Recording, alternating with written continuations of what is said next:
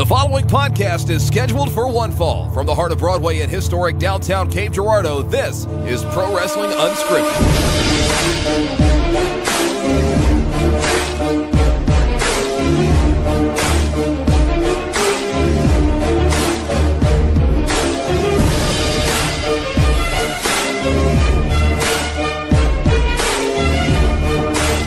Wednesday, June 17th, and you're tuned in to Pro Wrestling Unscripted here on the Podzilla 1985 network. Thank you guys for joining us tonight. My name is Shannon Young. I am Mr. 100, and with me, as always, is the PW crew. Down at the end of the table, Ace of Grey, the 5-star man. Yes. To my right, Allie, Guttermouth A-Bear. Hi. Wow, that was a lot of censoring you had to do just now before she got to hi. I can't believe she said that on this show. Save it for tomorrow, Popeye. 30 seconds in. Wow. Roadrunner. And the Big D, Dalton Anthony. Yo. There he is. So we got a lot to talk about tonight. First off, I want to congratulate Dalton and then also give my condolences to Dalton for both beating the world record on my Mario level and then losing it to the GM of Stride Pro Wrestling, Sam. I could go grab my Switch right now. You win some, you lose some, buddy. I could. So Sam said it took him 5 to 6 times to beat that level. Oh, eat a bowl of shit. Yeah, I need to see some proof of that because it took Dalton literally 65 tries, I think we counted, to beat Dalton that level. is also terrible at video games. He's not good. He's good at Kingdom Hearts. So he's bad at video games. Mother, may we go on with the show? Yes, we may. Not Weebio games. What's the name of the show coming to the Podzilla? Weeby Weebs. Weeby Weebs. I like that show. I want to. You have honestly, like, this is for off topic. I desperately want to start streaming, like desperately. Mario. Anything. Like I just want to start streaming. Like I think it would be fun. The problem is I have neither the time nor money to be able to do that because to stream I would need a camera and a computer and a monitor. And all of that. We can figure something out. Talk to Sam too. Sam does streaming. I mean, I'd plug his stream channel right now, but I don't know what it is off the top of my head. Proto Sam, that's right. Yeah. No, I mean, there's plenty of people I could talk to with advice, but there's only so much I can do without the actual physical equipment. Let's talk after the show. I don't have. Let's talk after the show. I think we can make your dreams a reality. Don't let your dreams. The other one is time because again, dreams. We do 3. Time I can't help with. We do 3 shows a week and time I cannot help you with. Something's got to give at some point. Speaking of something's got to give, Raw reunion was announced. Very light news week. That's not my best. Very light news week. But this is worth noting. There's apparently this was another of USA Network's pitches. Middle finger to the Fox Network. I don't think it's that. Is what I read. But I don't think it's that as much as we desperately need to not have 0 people watch our show. Yes. Which again, they've got like millions of viewers. Right. But still, but you can't say that it isn't. There has been a decline. There's been a marked decline. And people always say that it's kind of a cycle, that the viewers come and go, and that the shows will be down, then they'll go up, they'll go down, and they'll be up, and that is very true. But the downs have been so down lately that it's got to be scaring them, and you can tell it's scaring them because look what they've done. They put Paul Heyman in charge of Raw. Maybe at some point he will be. They put Eric Bischoff in charge of SmackDown. He apparently starts his new job tomorrow. With WWE is what I just read. Tomorrow, okay. I know they've been kind of talking about that on 83 Weeks. It was supposed to be it was supposed to be last night's SmackDown, but apparently Meltzer's reporting that he wasn't even there and had no input on what the actual show was. So I'm curious to know what their actual input is at this point, because if Paul Heyman has been running Raw for the past 2 weeks, like they kind of say he has been, then nothing's really changed. I feel like if small things have changed. Heyman is in. I feel like they're in the transition process. Mm-hmm. These are all still very much Vince's ideas. Heyman might be getting some things in where he wants it, but Raw is very much still a Vince production. So we'll see what happens to SmackDown. It may not be as stark of a, start and stop as we were hoping it would be. I'm really hoping that they just change SmackDown to WCW. Well, and again, just like Heyman and Bischoff are at the top of their respective shows, but they are still working under Vince. Right. Everything that goes on our TV is still going to be through the Vince filter. Yes. So I think that's a lot of people. And that's the worst filter. I think a lot of people had their expectations way higher than they should have been. I did. I'll be honest. I did. I was really hoping for like a night and day drastic difference. To turn into Raw and it all of a sudden be like, well, this is a different show. Everything matters. Yeah, but it was not. But what they did do is they announced this Raw reunion, which is going to bring together, I don't know, do we have a list of everyone that's coming? We have a number of names, so it's like Stone Cold Steve Austin, Ric Flair, Hulk Hogan, Shawn Michaels, DX, because I think Road Dogg anyway. Doubt we're getting BA Billy Gunn. Jim Ross was invited, got the okay from Tony Khan, and turned it down. Politely declined. Yep. But in true Jim Ross fashion, said that he hopes it's going to be a success. Mm-hmm. There's a list of names here. I won't go over every single one of them that's been announced because some of them are more important than others. But you got Christian's going to be there, which is very cool. Devon, not a big surprise because he's still working with WWE. The Godfather, that's cool. Hulk Hogan, Hurricane Helms, that's pretty cool. Although again, he is also working in a backstage role at this point. Mm-hmm. Jerry Lawler, I guess. Jimmy Hart, Kelly. Kind of surprising, Nash, Angle, whatever. And it just kind of goes on from there. Nothing like incredibly cool. Probably the one I'm most excited about personally is Ted DiBiase because I am such a big fan of Ted DiBiase. So I'm genuinely surprised it's not Hogan. And I don't mean that in a, antagonistic way or anything like I really like Hulk Hogan, the character. We've discussed it before. Mm-hmm. But at this point, like when literally they just bring him out, he cuts a promo and that's it. Like I've seen it. I don't need to see it again. I don't. But maybe they'll do something different with Ted DiBiase. Here's what they'll actually do. They'll give Hogan an in-ring segment, like to talk to the crowd probably. They'll definitely have another DX reunion again. Mm-hmm. And then Ted DiBiase will be in a backstage segment. With a not-so-subtle shot at jab AEW. at AEW, I'm sure. Well, we're all here. Well, almost all of us. Mm-hmm. Yeah. I've seen Stevie Wonder could see that coming. I've seen people speculate that maybe blind. they'll have like a backstage kind of what they did at the what was the one that went terribly? That was at the Manhattan Center. Yeah, that was the anniversary show, wasn't it? What do you mean went terribly? So they ran a Monday Night Raw from 2 venues. The second venue, you're the talking smaller about the old one. Yeah, like super old school, like 25th anniversary, I think is what it was. Yeah. But like, which apparently I found out today. The reason that went so poorly is Jimmy Fallon was supposed to be at the second venue, and a lot of the stuff going on there revolved around him, and he pulled out at the last minute. Uh-oh. Well, when you're talking about wrestling and Raw, you definitely want to include Jimmy Fallon. Well, I mean, as in a host capacity to keep a live audience who is not just there to watch from the other building across across town on a screen. Yeah, that was pretty bad. Because they only had like 1 or 2 matches at that venue, didn't they? And they were both Wyatt versus Hardy. Mm-hmm. Was in that. Yeah. And then they did the thing where the Undertaker was there, I think. Undertaker went to that venue, and then the club got beat up by NWO and DX. Yeah. Sweet. So, too sweet. Yeah, so this one, I mean, it could be interesting. I'm curious to see how they use them. Like, because with this many names, you have to know that there's going to be some sort of just like backstage party. Yeah. And they that's what DiBiase is going to be. Yeah, like, exactly. 12 also, of them. Ron Simmons will say damn. Is JBL on that list? I didn't see him. But I can't imagine him not being there. Also, I stand corrected because I remembered it correctly in my mind. It was the club, NWO and DX. They beat up the Revival. Oh, yeah. Yeah. Better. Did that also feature a APA, like, office poker game? Yeah.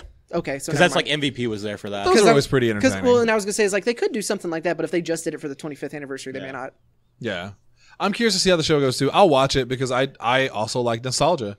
But it also gets to a point where you see, especially if you're me, because you guys, when you started watching wrestling, a lot of these guys were already a little bit older. Mm-hmm. When I started watching wrestling, they were in their mid-30s. Yeah. You know what I mean? So like they were young. You were watching like Kofi. Now. I was watching Hogan in his prime. Yeah. You know? Yeah. To see them now in his like close to 70, there is a little bit of depression to that, you know, of seeing your heroes age. And also, like Hogan is kind of a best case scenario. Yeah, because he still looks great. Because he looks still older. Looks good, and you can tell the way he moves. Yeah. But then you look at, I think it was Paul Kamala.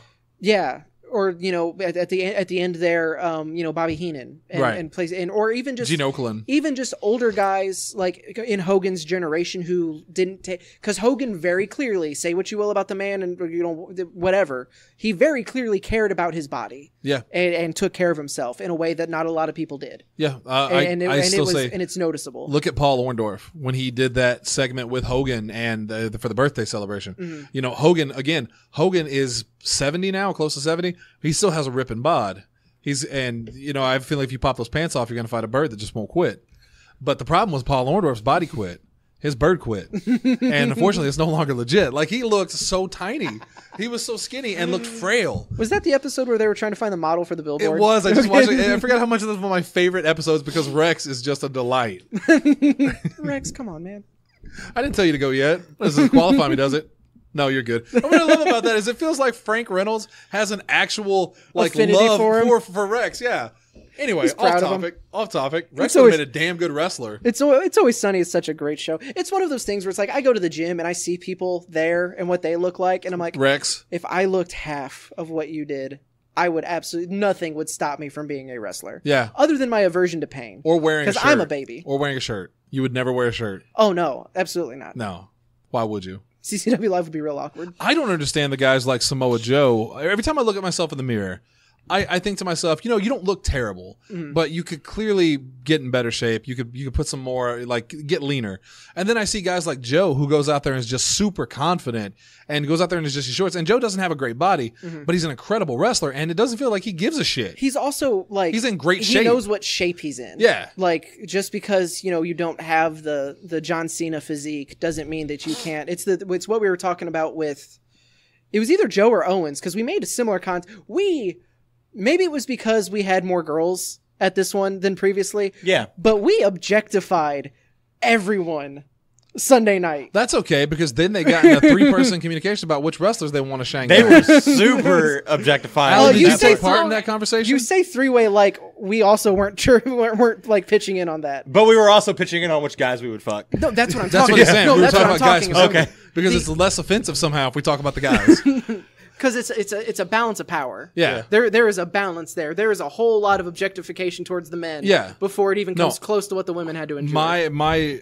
My goal was like, this is the guy I want to bang. This is the girl I would take to dinner.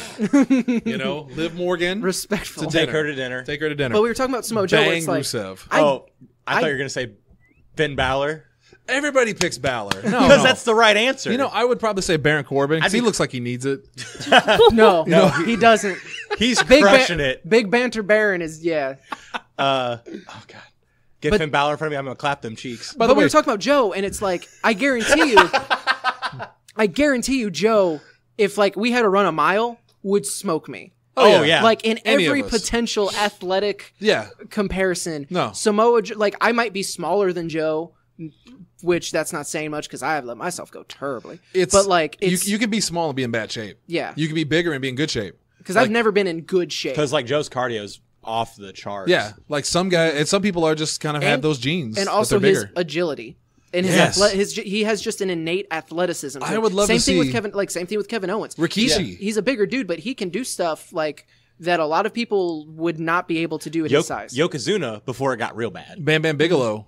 There's a lot of guys that were like incredibly. That'd be a good list. But also Joe talks about like he did an interview where they asked him like if there was one spot that you would if you could go back in time and not do, it was either Jeff Hardy or Sting. I think it was Sting, but it was in the crowd, and he did a running drop kick down the stairs and like landed tailbone first, like on the edge of a stair or God. Or maybe he straddled the guardrail, something like that. And he said he's never recovered from that. Like he genuinely believes that he would be, leaner, smaller, like quicker, more agile if he hadn't done that one spot. Because like young Samoa Joe, he was scary. Thinner. Yeah. I mean, current Samoa Joe's scary as well. But. It's easy. They always say everyone looks at wrestling and says, "Oh, I can do that," till you get in there and do it. Mm-hmm. And yeah, that's true because now that I've barely done I've done 1/20th, 1/50th of what Dalton's done, but just the small things that look easy on TV scare the shit out of me. Back body drops, I'm afraid I'll die. See, German suplexes, I will die. And with me, I'm aware. I don't need to get in the ring and do it because I know how much it sucks. Yeah. Like, I don't know, but I also would never, ever, go find out. Ever say, oh, that's easy. Oh, that's why when they told me, like, hey, so tonight, instead of taking this legitimate wrestling move, we want you to take a dick flip from Joey Ryan. Are you okay? I was like, hell yeah. I'll flip myself on Joey's penis. I'll do that gladly. Easy, they're calling it not a legitimate wrestling move. It's put away a lot of people. Put away a lot of people. Put your ass away. It did. Well, I mean, I wasn't in the match. You put my ass away. That's fair. Look at me putting you over. Anyway, Raw reunion next week. And do you think this is like a desperate? Because when I first heard this, my first thought was desperate. They're desperate because of AEW. They do one about every year. They do, but this one seemed really out of nowhere. It wasn't. It's not an anniversary because it's This is USA saying, "Hey, get some views. Let's get some. We need a bump." Because and it's the things like it'll probably work, but I'll watch live streams. I don't have TV anymore. But the next week is what's going to be the big question. Yeah. So how do they carry that over? Yeah. We are getting closer and closer to October. Keep I would keep Hogan on TV weekly if you really want to pop those ratings. No, Vince McMahon. Vince and Hogan. That's the new tag team. Power and Glory. I don't want it. Jesus. God. That was a good callback, by the way. Thank you. It's one of those things that, I'm not necessarily a huge fan of them, but that wouldn't even be the worst thing that they could do. Is put Hogan in a weekly. It depends on how they use him. I mean, it could very easily turn into the worst possible thing you could do. It's better if they put him on Raw than SmackDown, though. We don't want to reunite Hulk Hogan with Eric Bischoff in any way. Oh, no. Keep them far away from each other. Hey, brother. Hogan and Heyman, though? We'll see what happens. Nasty Boys over New Day. Oh, God. Oh, I just made myself cry. I'm not even sure if they can walk anymore. The New Day? It's probably because Big E's pecs are so big. That's fair. He's so sexy. He is. Yeah, he's definitely at the top of my list. He would make me feel safe. And I know we're not to the recap spots yet, but I hate the primetime players on the main roster. Who? Or not the primetime players. Street Profits? Thank you. Wow. Okay, sir. I don't even think... Were the primetime players even black? Yeah. Wasn't one Elix Skipper? No, it was Titus O'Neil and... You're thinking of... oh, shit. Who am I thinking of? Yeah, you're thinking of Impact. But early Impact. And WCW, because Elix Skipper... But yeah, I think it was on Impact where they got the name. What was it? But it was Skipper and somebody else. I think Mike's... No, Primetime Players was Titus O'Neil and Darren Young. Okay, yeah. Remember, I hate the Street Profits. But also, they're pointless. Yeah. I don't understand why they would... Well, they're funny. They're basically like Crime Time. In fact, I'm not sure Vince doesn't know they're not Crime Time. Vince might have called them the Primetime Players. I just had a slip up. Oh, what if we called them the Crime Time Players? God, I don't like this bit. But anyway, no, they're just so they're pointless. If you think that they're entertaining on the mic, let them wrestle. But what they're doing now is not that entertaining. No, it's weird. Dawkins has a crush on Nikki Cross. He just wants to smash that, and then Montez Ford is just giving away finishes almost. So if you want to know, because I think he's been 100% correct. Who does he think he is? Me? But if you want to know how good Vince Russo was, I'm trying to find the name of Elix Skipper's squad in Total Impact Wrestling. All I could find is that he joined a group called in where? Impact Wrestling. Total Impact Wrestling. It's what it is. A faction headed by Vince Russo called Sports Entertainment Extreme. Yep. Sex. Yep. I remember that being a thing. That's up there with the PMS. Allie, did I ever tell you about PMS? Oh, God. Okay. So, God, we haven't got to do this in a while. We got plenty of time. You're going to need my help I might need your help on this. Okay. So it was Terry Reynolds, who at the time was Dustin Rhodes' wife. Yes. Jacqueline, she was a Hall of Fame inductee a year or two ago. Yep. And was it Tori? I think it was Tori. All right. Not Tori Wilson. No, Tori. Tori the cat, basically. She wore the cat outfit all the time. Yeah, and somebody that's completely irrelevant. And they were PMS, the Pretty Mean Sisters. They had a male wrestler with them who was named Meat, played by Sean Stasiak. Yep, and his name was Meat. And what did he wrestle in? A towel, wasn't it? No, he came to the ring in a towel, I think, but he had tidy whities on. He had tidy whities on. And he was covered in the lipstick kisses. Yep. Are you thinking of Triple X? Maybe. That was an Elix Skipper stable. Because it was Skipper and then two other X Division guys. I could have sworn they had Prime in the name somewhere, but I might be crazy. We'll skip over. We'll Elix Skipper over it. And I'm go to the also going to apologize now because I may and or may not have a sinus infection tonight. Yeah, you're sniffing constantly. It's driving me up I'm the trying to cover wall. it. If you're hearing it, I apologize. But Triple X was with Loki and Christopher Daniels. There it is. Christopher Daniels did not sound right to me, but then they joined Sports Entertainment Extreme. I've heard bad things about Loki. Yeah. He betrayed Thor. There it was. Okay, multiple times. I was afraid where you were going to go with All right, so speaking of Impact, I'm going to skip ahead real quick. And by the way, Raw reunion next week, we'll let you know how it went. We'll let you know how it went. Yeah. Bray Wyatt destroys everybody. Yeah. Elix Skipper's nickname was just Primetime. Primetime Elix Skipper. That's what I was trying to think of. In WCW. Yeah. He was good. He was in that bad stable with like above average Mike Sanders. Oh, what kind of nickname is above average Mike Sanders? What was his finisher's name? Wasn't it like the 2.0 or something? 3.0. 3.0. Because that's above average. It's above average, yeah. Yeah. Good for him. Elix Skipper also has one of the most notable spots in Impact history of him just walking. wrestling. No, of him walking the top of the cage of the six sides of steel and hitting the walking Hurricane Rana. Wow, he was good on James Storm. Yeah, it was one of America's Most Wanted. I'm pretty sure. So it was him or Harris. Probably James Storm. I wonder what he's up to because he was real good. He was my favorite out of that whole late WCW, like when they started pushing people like Mike Sanders, Chuck Palumbo, Sean O'Haire. Also, Sean O'Haire was amazing, especially when he got to WWE and did the Devil's Advocate role that they didn't let him do. That they canceled immediately. What a shame. In fairness, I get why. Yes, I would have absolutely loved to have seen that come to fruition. It was super offensive. But at the same time, like that's one you're going to walk a real fine line. Especially when in the era that they were heading into. Mm-hmm. So we'll let you know how Raw Reunion goes. But former Impact wrestler Jeff Hardy, I'm skipping ahead a little bit because this is a sad story. I don't like this story. Mm-hmm. Jeff Hardy was arrested over the weekend, I believe, for public intoxication. Apparently, they found him passed out somewhere. That's not true. Oh, really? Oh, like there was a rumor that I did not have the new information. There was a rumor that he was passed out in a stairwell. That's the last thing I saw. But I think that got disproven because he wasn't like he wasn't rowdy, he wasn't violent, like it wasn't anything like that. He was passed out. It was just he was just drunk in public. Yeah, and that you can walk outside of a bar, which is a nothing fine. It's just the bigger and not even story to it is just kind of the like we know he has a very. So I don't know if this is true, but as of yesterday, TMZ has police documents which state that when police found him on Saturday, he was passed out in a stairwell and smelled of alcohol. Okay. So maybe like he may have been, but I thought I'd seen that was disproven somewhere. He paid a ticket for intoxication. Now the case is closed. Yeah, it's $153. It is a nothing fine. It is just a fine. It's not even a misdemeanor. Like this is a nothing offense. Really, the bigger issue is his sobriety with his history of. And that's the part that made me sad because I no longer am the kind of person because I used to be the kind of person that especially if I didn't like a celebrity and I saw something negative about them, I would go ha ha ha, knock them down a peg or two. Yeah. But as I get a little bit older and a little bit wiser, I see stuff like this and I really feel bad for Jeff Hardy because he has struggled with that for so long, and your immediate reaction is like he's back on the wagon, and it seems like whenever he's hurt, it's the idle hands thing of like if he's hurt, then it gives him time to just sit and not do anything. So it's like this is like it's not a good story. It's better than a DWI. It's better than him, which doesn't risking anyone else's life. It doesn't seem anything like him to have gotten rowdy or violent or anything.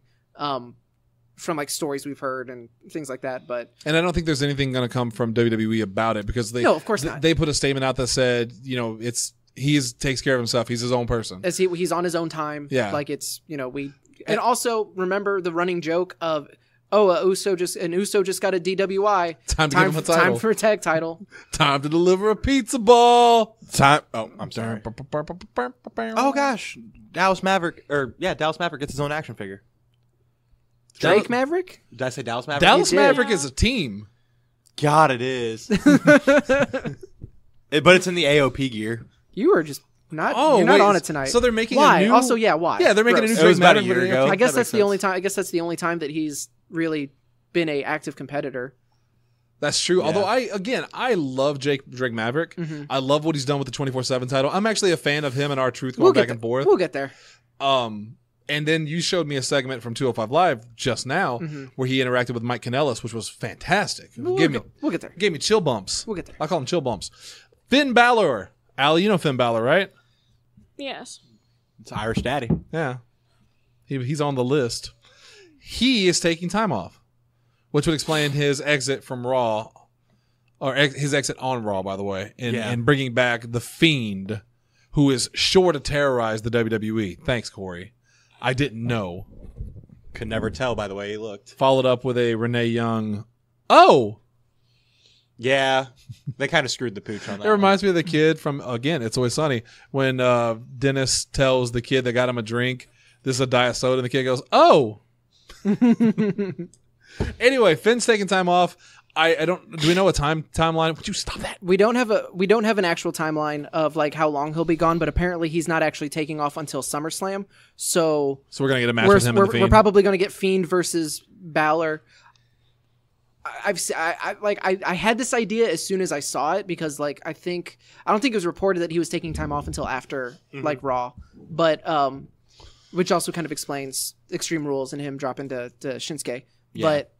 I kind of feel like another and like this is just not it's not an uncommon opinion or thought or prediction, but we will get Fiend versus Demon Balor, and this will be Demon Balor's first loss.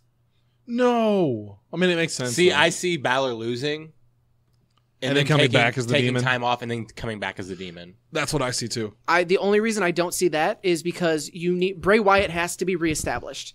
They've done a fantastic job so far with the Firefly Funhouse stuff, and then this segment on Raw. You need to establish him. And, like, okay, Streak is gone. It could be Lesnar, but that's not going to be a mix there at all. Yeah. Especially with Lesnar having the title. Demon Balor is undefeated. And that would be a marquee win that you could hang on the Fiend's. Or, hear me out. And then when Balor comes back, he comes back immediately joins up with the club. Or. And then that you don't even have to acknowledge the Demon there because... In Bullet Club, they did it, but it was never a separate character. Yeah, it was just him. It was just him in paint. Yeah, it was just him in paint as like an intimidation tactic. Whereas in WWE, the Demon is very much they're trying to make it its own thing, and then once it has a loss under his belt, you can kind of move away from that goofiness. Kind of like the Asuka streak, where it's like now that the streak was over, they could do more with her. Mm-hmm. They didn't, but they could have. Right. Or Bray Wyatt beats Zack Ryder weekly. Well, I mean. Zack Ryder is on a win streak right now. He is. Good for him. Mm-hmm. No, I think it really makes sense to have him beat Balor and then have Balor go off depending on how much time he's taking. If it's a month, apparently it's like 2 months. If it were 6 months, I'd say absolutely bring the Demon back, and that could be a huge match. Have it be at Mania. Have the Fiend run wild while he's gone, and then have the Demon come back, and then that would be gigantic. But if it's only 2 months, I don't. That would be a waste. That'd be a waste. I don't think I can still see them doing it. But then it explains why he's gone. Like if Balor, like the Demon has been vanquished, and then you don't need a 6 month gap there. It could just be a couple, 2-3 months, however long he ends up being gone. But like I said, I think Wyatt needs that. He definitely does. He needs something because if he's just beating Zack Ryder this week, and the next week he beats Titus O'Neil or something, and what a waste. But then it's Samoa Joe again. He's 0-8 in championship matches, like world title matches or whatever. Yeah, and they did a good job of putting him on. I loved his outfit. Mm-hmm. We'll get to Raw a little bit later, but I loved the Fiend segment on there, other than the commentary. Yeah. Not to dick ride Hunter and Cody in the group chat, but they're 100% right. Moving on from Finn Balor, the Irish daddy, Mickie James had successful knee surgery. Yep. She misses being in the ring, and we miss seeing her because I always liked Mickie James. Lindsay hates Mickie James. It's only two. For some reason, Lindsay's always had this real hatred for Mickie James and Christy Hemme. Whenever she used to watch wrestling with me, she could not stand either of them, and I don't know why. Lindsay's kind of a bitch sometimes. That's weird. But that's that's just really random. Yeah. I think it was how hyper Christy Hemme was. Yeah. I don't know what it was with Mickie James. So, not Christy Hemme, but SoCal Val put out a tweet. I was going to mention this earlier when we were talking about Baron Corbin. Yeah. Of the Baron Corbin looks like she made the same tired Applebee's joke as everyone else. And Baron Corbin responded to her. He retweeted her and said, "Oh, so when I shot you down a couple months ago, you still mad about me shooting you down?" Yeah, it's just like, oh, big banner Baron. That's good shit, pal. I like that. Hope to see Mickie James back soon. Yeah, hopefully she can do better than those women wrestling on Raw now. Well, God, Jesus Christ. That was sarcasm, by the way. Okay, forgive that, John. Yeah, it's hard to differentiate because, if you look online. Yeah, Allie, we'll get to that. You're not gonna like this story. It's also kind of disappointing. You drawing that Area 51 shirt? Yeah. Okay, good job. She's how they've used her since she came back. When she was on NXT, it was awesome. Yeah. But then she just kind of got relegated to Alexa Bliss's lackey. And especially because the angle leading into it where the joke was she's old. Yeah. She's not old. And then she randomly befriended Alexa out of nowhere. It was bad. Because she turned on her, but then went back to her. It was weird. It was. And Alexa Bliss is someone who I think could you're going to tell me right now that Alexa Bliss versus Becky Lynch couldn't be an amazing match and story? Well, I think Natalya versus Becky Lynch is better. I mean, it could be good. And I really like that promo. I do too, but Natalya is she's not quite like a female Dolph Ziggler to me, but it's another person that they've pushed consistently, but then they take it away. Yep. They'll push her real hard and then take it away. Yeah. And it really does hurt their character. I don't know if they don't think it does, but I absolutely think it does. Braun Strowman signs a 4-year extension with WWE. Of course he did. Why wouldn't you? They'll take care of him. Sky is blue, water is wet. Yeah. Also, Dalton, I don't know if you heard about this. This is to you directly. Okay. This is not a joke. This isn't a bit. I don't know where it was, but it was a UK shop has listed, and they're like good about listing things that are coming out, like legitimately. They've listed WWE 2K20 for Switch. Oh yeah, I saw that. Yeah. I thought you were going to say the Canadian Toys R Us releasing that there's going to be a Cassius Ohno Elite coming up. No, I didn't know about that. No. I went to the page and it's still up, and I'm like, Josh. Dalton, bad news. Toys R Us isn't a thing anymore. In Canada, it is. Canada's Bizarro World. Everything works but in they Canada. only take Canadian money, so you don't have any of that. Or maple syrup. I know, Josh. You can trade in maple syrup for I can for PayPal stuff. them. Yeah. It's Maple Leafs. Also Toys R with Us is still... the queen on it. Like, Toys R Us is still open in...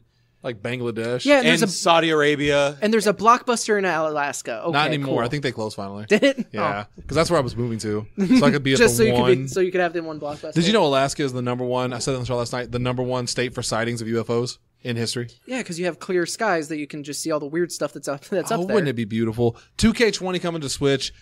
God, good luck. Let someone else develop it because 2K18 is the worst Switch game in history. It is hands down. Because it's unplayable. Yeah. It is actually unplayable. Yeah. It's bad. So I will be buying it on PS4. I will wait for the reviews because the 2K18, not only was it bad, if you remember correctly, they stopped talking about it during the development and then stopped talking about it. It didn't come out when the other ones came out. And then they finally just said, hey guys, we haven't forgot about the Switch version. It's coming out soon. And then it came out like that Wednesday. No announcement. It was just out. And it was bad. Hoping that no one would notice that it's out. And so many people bought that game probably for their kids for Christmas and stuff. And it was literally broken. I don't understand how anyone tested that game and said, this is playable. There was absolutely no like. It wasn't. It was, we have already sunk so much money into this and it has to go out. All right, here we go. If it didn't ruin the company that ported it, it should have. Because that's just a shitty job. And maybe there was pressure on them. I don't know. But hopefully if they can get someone else to do it better, because look at like NBA 2K19 and 2K18. Those were fine games. Fine games. Yeah. I'm still waiting for an announcement for Fire Pro for Switch, because that would be the shiz night. Graphically fits perfectly on there, handheld. Oh, it'd be so good. Yeah. But c'est la vie. That's not just a sailor soldier, by the way. C'est la vie. It's a term. All right, so that's the news of the week. We also have two more things I forgot. We Ace, I put an ad on here. Bailey did an interview recently where she was flat out asked with a Fox, very uncomfortable question. Not even a very uncomfortable question. For her, it made her look uncomfortable. Well, no, because it's a question I'm sure they get all the time. It was the reaction to it that is what got her. Also worth noting, this is on Fox Sports 1. Okay. This is where they're going, right? Well, it's the sister station. Yeah. But this interviewer asked her, what's some of the what are the hardest parts of being a WWE superstar? What's one of the more unglamorous sides that people may not think about? And she answered honestly, the travel. Because you listen to anybody, any professional wrestler always talks about the travel. They don't get paid. It's like stand-up comedy. You don't get paid to wrestle. You get paid to travel. The wrestling's the reward. Yeah. Yeah. And she's like, getting out of Raw and making those 4, 5, 6 hour drives in the rental cars you rent. She's like, oh, you rent your own car? Wait, do you drive yourself? And she's like, yeah, that's just how it works. And the host was flabbergasted. She assumed they all had drivers. She assumed that that was all taken care of themselves. Because that makes sense, doesn't it? I mean, there's an elite few that has drivers, like your Ortons and your CM Punks. And stuff but that's like ridiculous. That I legitimately thought that with wrestling, it was like a sports team, and every sports team has a bus that the team gets on, and they go together. I thought wrestling was the same way. When did you give up on that thought? They do overseas. Years ago. Okay, good. I was about to say, because they literally have a series on the network. Oh no, I'm talking about sports. Okay, yeah. Because sports teams still do that, right? Yeah, some of them have team buses. The Knicks get on the team's bus and drive to play. Jet, yeah. Yeah. And I just thought wrestling was like that. And I thought maybe you could drive yourself if you wanted to. You know what I mean? But my God, so the WWE doesn't provide their talent transportation? That's ridiculous. And she had no idea. And she immediately was like, oh, do you need me to help you work on a CBA? And she's like, oh, they take great care of us, you know, and she then had to kind of backpedal because, like... Well, because you could see the barrel of the gun poking out at Bailey. To aim directly at her. Nudging her. Aim directly at her championship. Yeah. Like, just... So that was... Vince is great. Vince takes care of us. He allows me to pick whichever car I want to pay for. Yeah, so it was just kind of a very awkward situation there that I thought was, you know, worth mentioning, especially with all of the talk of like unionization and John Oliver like healthcare and stuff like that. Yeah, which should be lit. Lastly, Triple H being teased for Up Down Down if they hit how 2 many? million. 2 million. So they hit the 1.9 million subscribers, and that was the Riot Squad reunion, which they did. I think it was Wheel of Fortune, and it was hilarious. They have 1.95 million is Ronda Rousey, and then the 2 million mark will be Triple H. And so they haven't done Rousey yet, right? No, they haven't hit that. Yeah, they still haven't hit the 1.95. They're getting close though. I'm already subscribed, so I can't help. Yeah, so if you're not subscribed, also it's a really cool channel. It is. They do you have a lot of back content to be able to go through. The Up Down Down Championship is awesome. They have I know Cody especially is watching every Thursday. Xavier Woods and Tyler Breeze get together and play GM mode from SmackDown vs. Raw 2006. Yep. And it's been, so they are nearing the end of the first year of that. Cause I think they're on the road to WrestleMania. Like they've already done the Royal Rumble for sure. And then I think they've already done the No Way Out or whatever that pay-per-view was between. The only time I have ever cared about seeing somebody play Five Nights at Freddy's was when him and Big E played it, and Big E was talking about how he was like, well, he's trying to crush the rat or whatever. There was a I jumped because there was a roach and I had the rat was killing the roach and I had to get the rat. Oh my god! There's a lot of really fantastic stuff on there. How is the New Day just not champions of everything? They are. What? But they should be more. Woods tweeted out a picture of Nakamura with the Intercontinental Championship and it was the thinky emoji. It's like, yes, put every belt on the New Day forever. I saw on, I think it was that announcement maybe, but someone on 4-1 Mania had like replied to it and was like, I don't know why everybody like them, they gay. And I thought, yeah, that's more like it. That sounds about right. Yeah, that sounds about right. All right, so that's the news portion of the show. We have a lot to cover though when it comes to reviews because it was a big weekend. Dalton, are you okay? Bald Corbin figure coming out. San Diego's is today. Do we need to take your phone away? No, because I'm getting to see all these figures. Well, I mean, it's a good thing you're seeing them out because they're deleting the announcements. In 30 minutes, they're gone. Stay tuned for. It's like they're going back and taking all your copies of The Little Mermaid and turning Ariel black in those too. It's ruining everything. Those bastards. And they're taking out the casting couch from Toy Story. That's legitimate. That's legitimate. Wait, what? Did you not hear that story? No. So there's you know how at the end of the movies they always do like the fake blooper reels? Mm-hmm. There's one in Toy Story 2, I think it is, where like the old prospector is talking to two other like female dolls and he's talking about how, yeah, I can get your role in the next film. It's basically a casting couch joke. Ooh. And they are cutting it out of all future releases and like the digital versions and stuff. So if I go buy a Blu-ray today, it might still be on there. You know, honestly, like I'm fine with that, especially with the whole like it's Harvey Weinstein. That's Harvey the whole reason. Yeah, the Weinstein stuff where that was it was funny and okay to joke about, and now we're at a point where it's like hey, that was a real thing. Actually, turns out rape not that funny. Turns out it was never funny to make casting couch jokes. Yeah, it's you know, I'm okay with that. When will the porn industry catch up and stop doing the casting couch videos though? It's abusive. It really is. Anyway, I'm way cooler with it them being like their brother and sister that they're doing in like 90% of them now. Oh, like in Sailor Moon. What? So in Sailor Moon, in the third season on, there's two characters, Sailor Uranus and Sailor Neptune. They're lesbians in Japan. Sailor Uranus, we'll say. Sailor Uranus, that's what they call her because people like you. I'm saying its actual name. They're lesbians in Japan, but in America, when they brought it over here, they're cousins. So they're very close. They're holding hands and they're doing all this stuff that is super creepy with that context. All the animation is still the same, but they're cousins. Apparently, you didn't know that they set Sailor Moon in Alabama. Allie, did we ever show you the Paul? No, not Paul. Yeah, Paul Burchill and Katie. Paul and Katie. Katie Lee. Was it Katie Lee? I keep wanting to say Katie Winters, but she turned. But that was what she changed her name to. Her name was Winter, I think. Yeah, but it was Katie Lee Burchill. I think it was Katie Lee Burchill. Yes, because they were brother sister. Because so Paul Burchill you might know because he had a Jack Sparrow gimmick that was dead on, perfect, amazing. Only reason it got scrapped was because Vince never saw Pirates of the Caribbean and canceled it because he didn't get the joke. But before that, he was kind of like a Jack the Ripper style kind of Drew McIntyre now. His name was Ripper, wasn't it? Yeah, like Ripper Paul Burchill. Yeah. And then his valet was Katie Lee Burchill, his sister. But they were real close. Real close. And apparently that was a story that they wanted to go with. They and being Vince and like WWE higher up.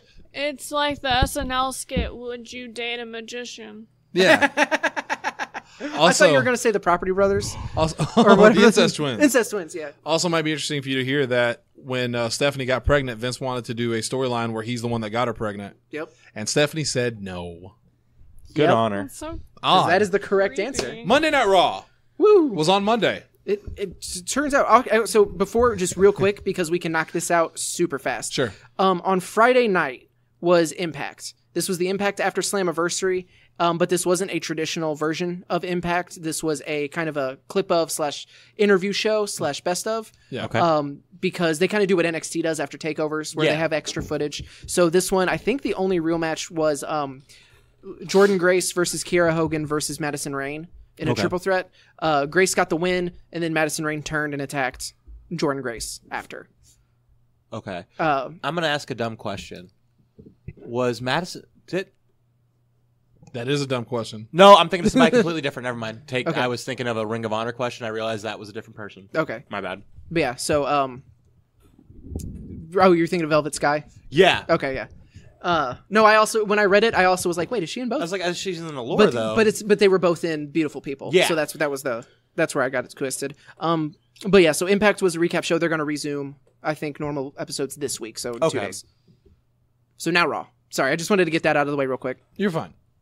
Raw was actually... It's back to you. Okay. Raw was fine. Because I only know one thing that happened on Raw, and that was the Finn Balor segment. There was a couple things I think worth noting. And no, there's definitely more than one because you wanted to talk about this. Natalya won the Fatal 4-Way to face Becky Lynch. The crowd shit all over the match, which, to be fair, was clunky. But I think the majority of the clunkiness and the amount of stalling they had to do was because they knew they had, 2-3 commercial breaks? Yeah. That they had to get to do the restart. Yeah. So to me personally, and I could be way off base, and if anyone listening to this, especially if someone who's a wrestler is thinks I am super wrong, please let me know. But I feel like this isn't necessarily on Carmella, Alexa Bliss, Natalya, or Naomi. Because they were put in that really weird position of, hey, you have to fit in these commercial breaks that end the matches. And so I think that was where some of that... Yeah, but part of the problem with that is that the match went almost 30 minutes. Yeah, it was super long. It was a super long match, and I didn't see it, so I can't comment on it. Mm-hmm. All I know is from what I read from multiple sources and reviews, the match was okay at best. Yeah. There was a lot of... It didn't gel. But it also wasn't as bad as the crowd treated it. Yeah, and that's the part that always drives me crazy, is depending on what crowd you get, you can either have silence, you can have a normal crowd, or you can have this crowd. Chanting, this is awful. This is awful, boring, and stuff like that. And you know what was bad? Because both Alexa Bliss and... I think it was Natalya. I may be wrong. They both tweeted about it after the fact. I know Alexa Bliss retweeted something, which was really creepy because she retweeted someone from a super fan account. Yes. And all of the comments on Alexa's tweet were just like, "Oh my gosh, Bliss, you got retweeted by her. She retweeted you." It's like, and it's also other people with Alexa Bliss as their avatar. Yeah. It's weird. Wrestling Twitter's real weird, y'all. But do you? If I'm going to take the best guess at it, because I also watched it. Because, the way they're doing it now is they basically had to do, 3 or 4 different matches. Because it was an elimination match. Yeah. And, they had to restart. So, basically, there's a lot of... In my mind, if I had to do that, there's a lot of reshuffling that you have to do and memorizing. Because it's the same thing of, when you have a multi-man match like that, it's just a cluster. Yeah. I've been in a lot of multi-man matches before, and they're all clusters. Yeah. You go from one cluster to another cluster to another cluster to the one-on-one match. Mm-hmm. Then things can kind of actually make sense. But yeah, I really wish they would just dump the whole no wrestling during commercial breaks, because it does it takes away so much. Yeah, it ruins a lot of match stipulations when you're your 2 out of 3 falls is getting over. You're used. Elimination matches are kind of they didn't do them for 20 years, and now it's everywhere. And the elimination is always coming in the first minute. Yeah, because we're getting a lot of matches that are going under 3 minutes. Same thing with the 2 out of 3 falls. I can't tell you the last time I saw a 2 out of 3 falls match on Raw that wasn't a part of this. Yeah. And now it's literally every week. And you saw, Asa, you were at a show where I was in a match that was supposed to get a certain amount of time, and then it literally got cut in half right before. Yeah. And like you made the comment to me about how that was rushed, and we were like, "Yep," and that's Because all we it had. was. And that's all. Yeah, and because you asked me, you're like, "That was kind of weird," and I was like, "Yeah, it was," and you were absolutely right. And sometimes that's the hand you're dealt. Right. And again, it wasn't as bad as that the fans were giving it to, because it's the whole thing of like they don't think about.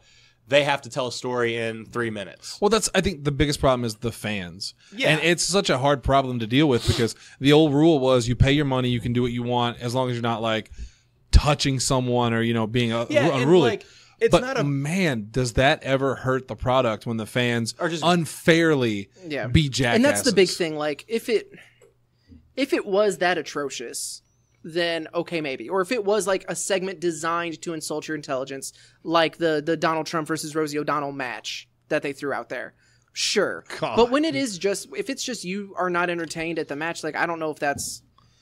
I don't want to tell people how to behave when they go to a show because, like, I also think there is some merit to you paid your money and you get to voice your opinion. Yeah.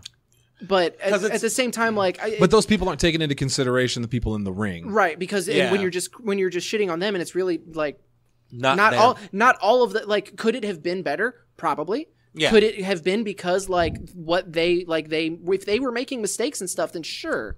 But like if it's just because they are putting a match type that sucks in this stipulation that sucks in a long match on these restraints that they have to work with, yeah, then I think that's unfair. I think it's unfair for them to get the entirety of the blame. So I like agree. it's also like a, but it's also hard to convey that. Yeah, it's a double-edged sword too, because it's also one of those like if they just continuously just shit on this, that they have to keep doing restarts and stuff like that, and it makes like WWE realize maybe we should just go back to the way it could was. Eventually change something. And it's one of those like, and I really hate to say it like this because I would never want it to happen to like me or like Shannon or something like that. But don't worry about me. Like if it was the whole, well, you crack a couple eggs to make an omelet. If they just continuously shit on stuff like this and it changes it, like it's not fair. But at the end of the day, if it does actually, like if WWE actually listens.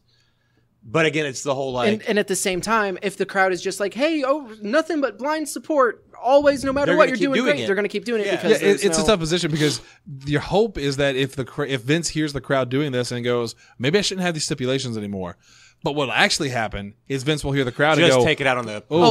This is Naomi's fault. Yeah, women's wrestling is not over. This is what happens when I give divas a chance. Right, put them back in 3-minute squash matches. Put them in brawn. Hey, the Attitude Era is coming back, right? Put them in brawn painting matches. Yeah. Don't even make that comment. I don't want it personally, which someone out there listening is going, why not? And it's like, because I have a girlfriend and I have the internet and I don't need to objectify these women that I respect as athletes. Yeah, it's the whole thing. If I want women wrestling in bikinis, Rumble Roses is a game. And I have it. And it's backwards compatible. Yeah. So, like, that was a lot of info at once.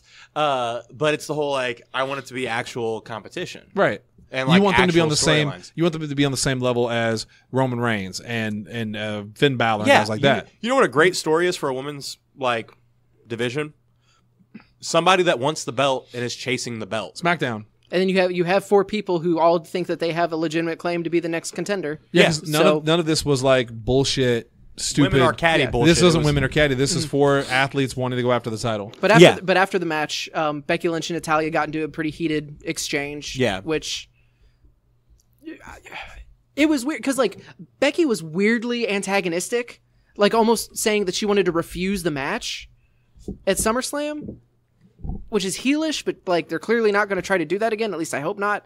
And then at the same time, like Natalya showed really good like emotion and anger and like it's almost frustration. like she's been super underrated for a long time. Right? Which is crazy. It's really weird. If only she was born into a family that was more popular or something. Yeah. Oh yeah. If she had a name attached to her, maybe then like they would treat her well. It's the whole thing. It's really weird that Natalya is like probably the most underrated women's wrestler on WWE, but she's probably also the best wrestler. Isn't she also the longest vet at this point that's in WWE? Alicia Fox is still there.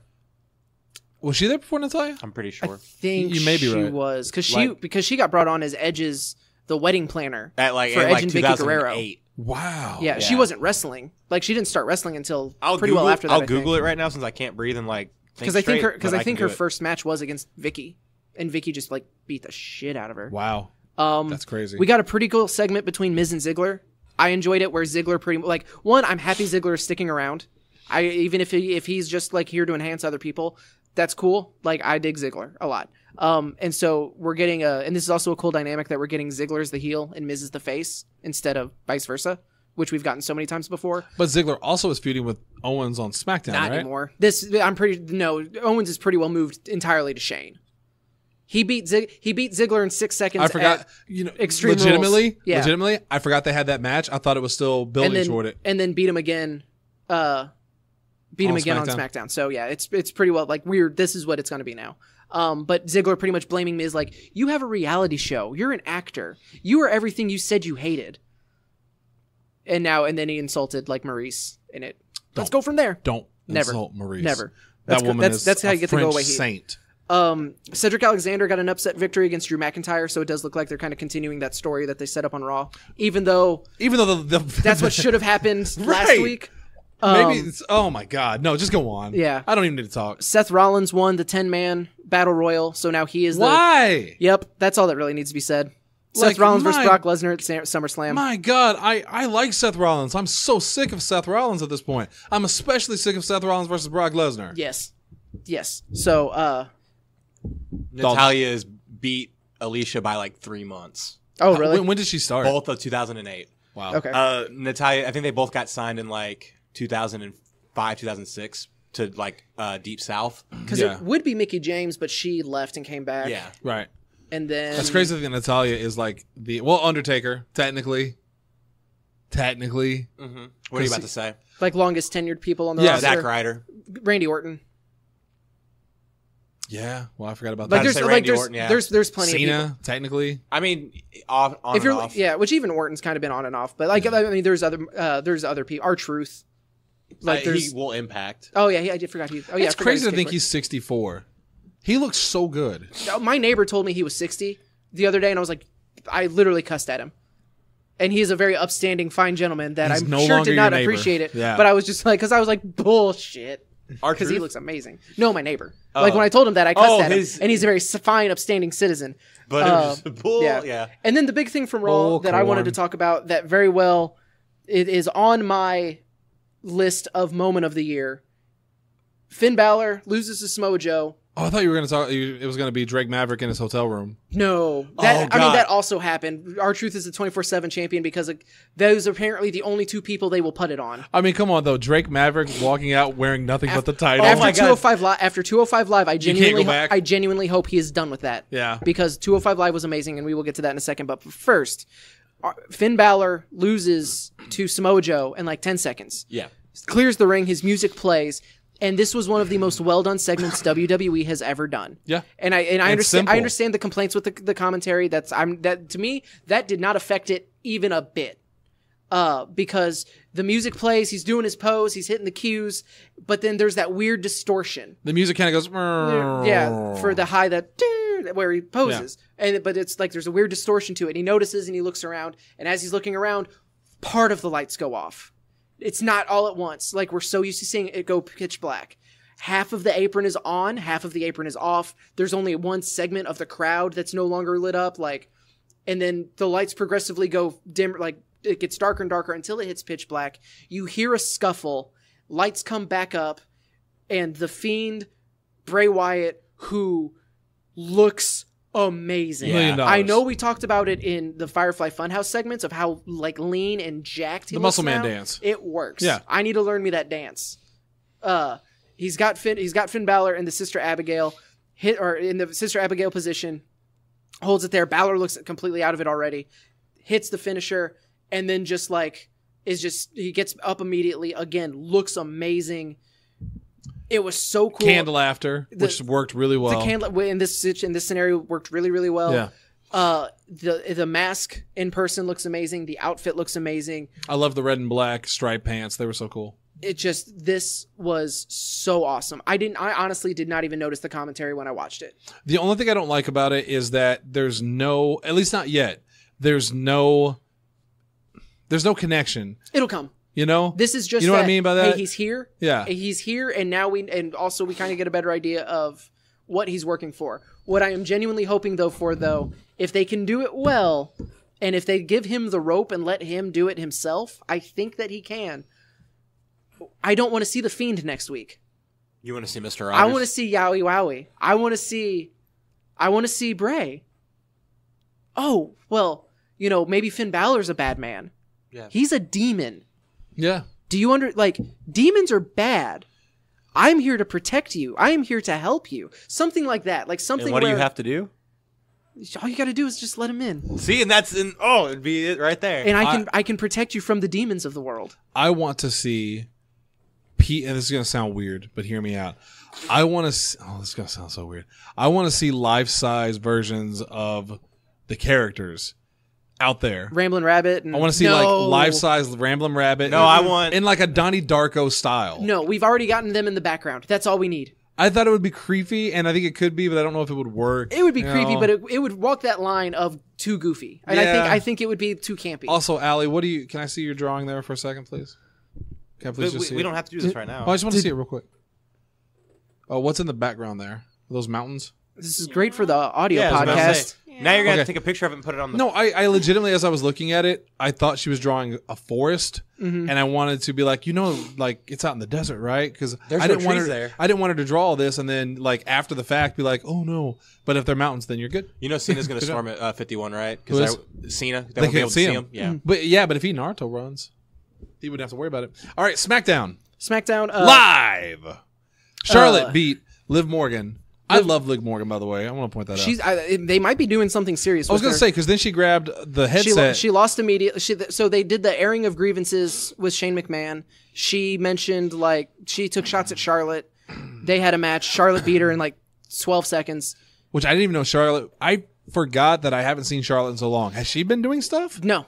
She's been off TV for pretty much this entire Was Bayley it been because of Alexa feud. Andrade? I mean, that's part of it, because he took time off to be with his family for obvious reasons. Yeah. And it's good that she was there with him. But yeah, this is just a weird way to reintroduce her, I guess. So she beats Liv Morgan. She takes Corey Graves' headset and says that when I'm back, I'll be back for real.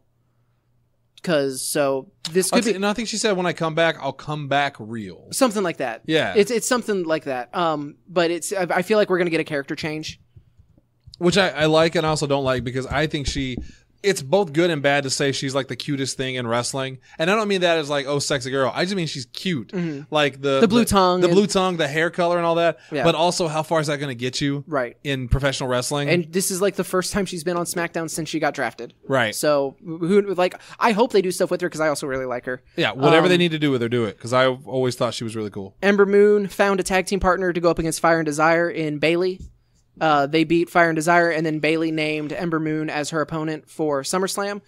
I don't think it's cool that they could just do that. I don't think they ever said it was official, so that may not be it, but that's who Bayley wants. So it could end up being her, Ember, and Mandy Rose, and Sonya Deville. I'm sure there will be, or they could just do Fire and Desire, or the fodder for Bayley and Ember for the build up. Yeah.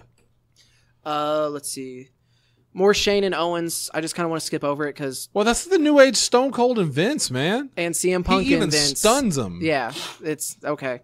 Nakamura had a backstage interview, turned around, and Ali was there and said, congratulations. Give me those matches. Yeah. Give me those matches forever. Although I kind of wish Nakamura could get... I want Ali to win the belt. I really do. But I also don't want Nakamura to lose the belt immediately. Yeah. And then go back to nothing? Yes.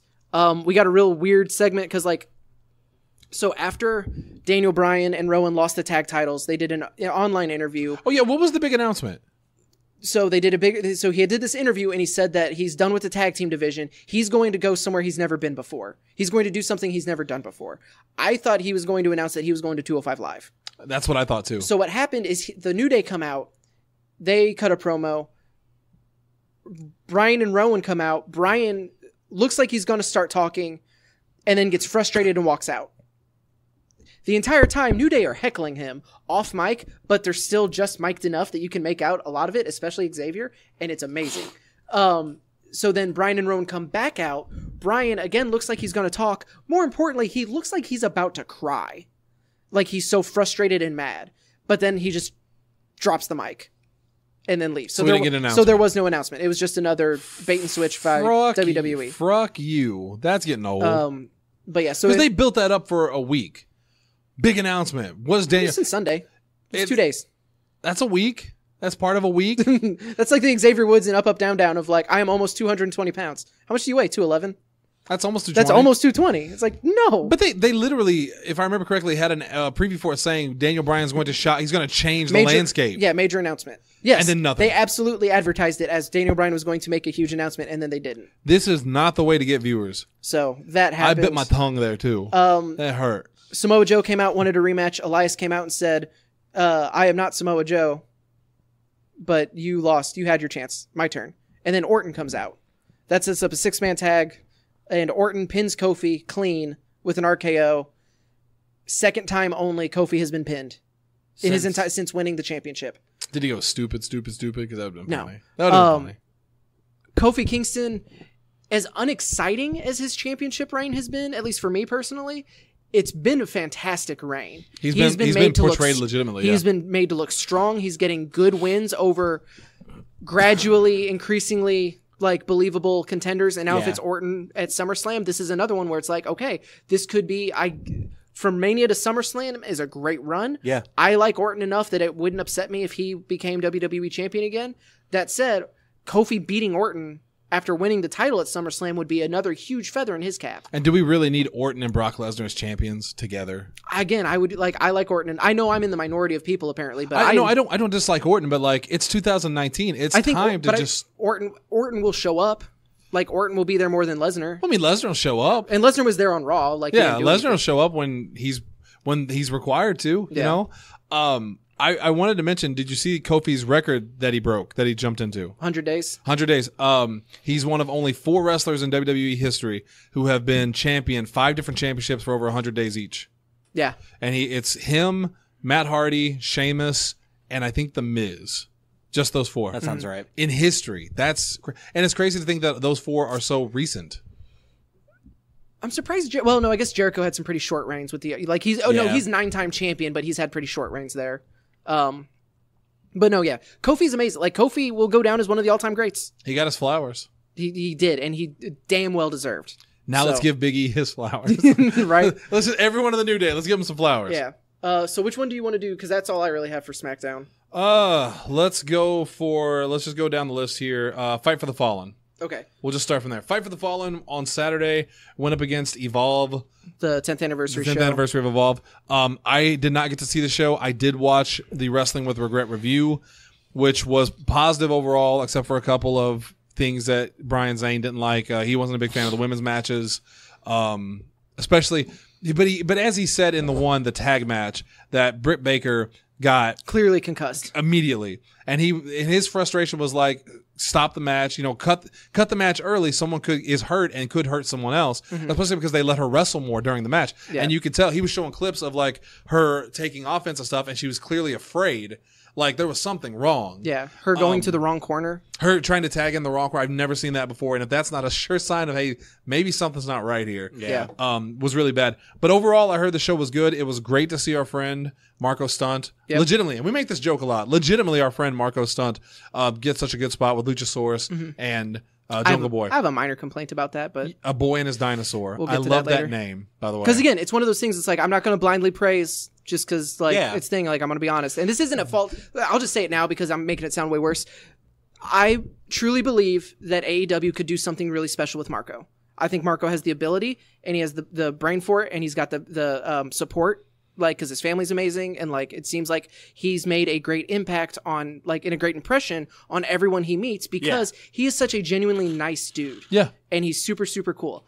So if I'm like, and this is all coming from like a fantasy booking style, I wish they would have done something with him more impactful, because what they did is they brought him out with the boy and his dinosaur, who's already an established unit. Yeah. And then they're just kind of tacking Marco onto that. And I wish they would have done something to really make Marco feel special and like he was on his own. Like a type of thing where he's like a standout on his own. Dalton showed me one of the newer Being the Elite that came after Fight for the Fallen.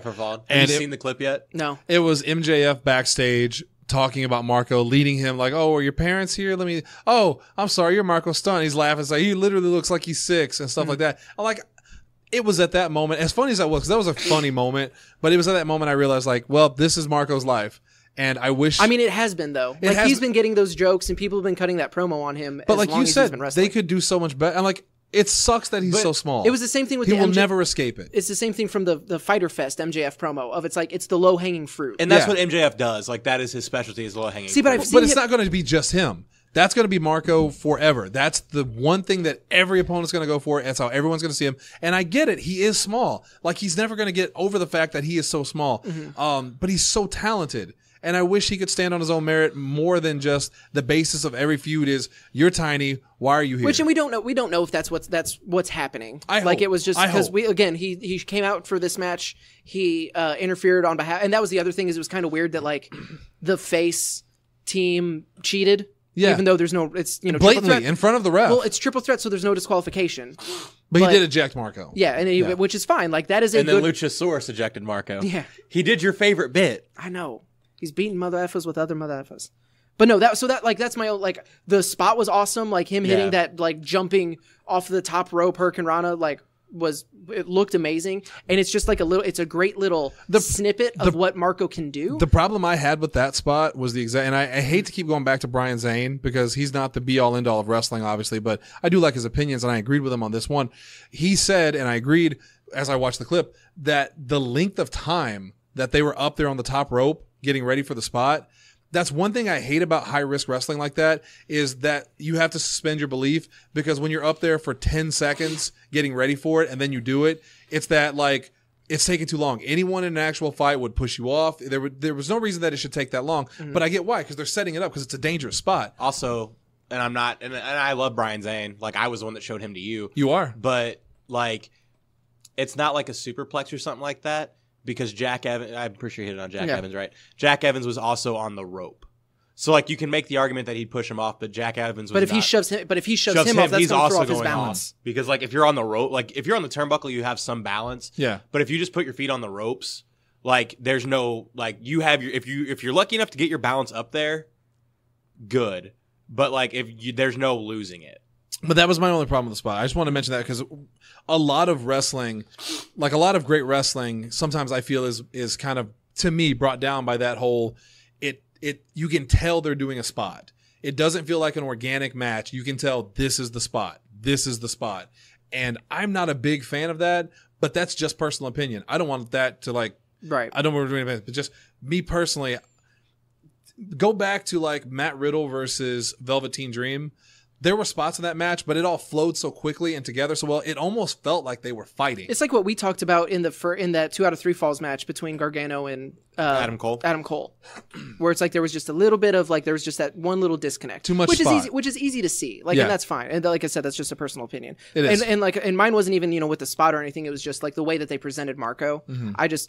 I want more for my guy. Well, yeah. I like, and not like he doesn't necessarily have to immediately be in the AEW championship or something. It's just like him being added on to an already established thing. Well, I would like to see him be able to shine on his own because Marco is so good and he's got that personality and he's quick-witted on the mic. Yeah. So like if we saw an actual promo exchange between MJF and Marco Stunt, that would do more for Marco, I think, than almost anybody on that roster. As opposed to what they did with him on Being the Elite, where I think he said "fuck you," but other than that, he just took the beating and said nothing. But again, on Being the Elite, that's very much the thing. Like, you literally saw MJF do that to Bryan and Cutler. He did. Mm-hmm. He did. Yeah. Like, that's just what MJF does. He just runs everybody down. I think part of it is the fact that we forget sometimes that Marco Stunt, because he was such a big name in CCW, he was the guy in CCW. He was the champion. He was one of the top guys.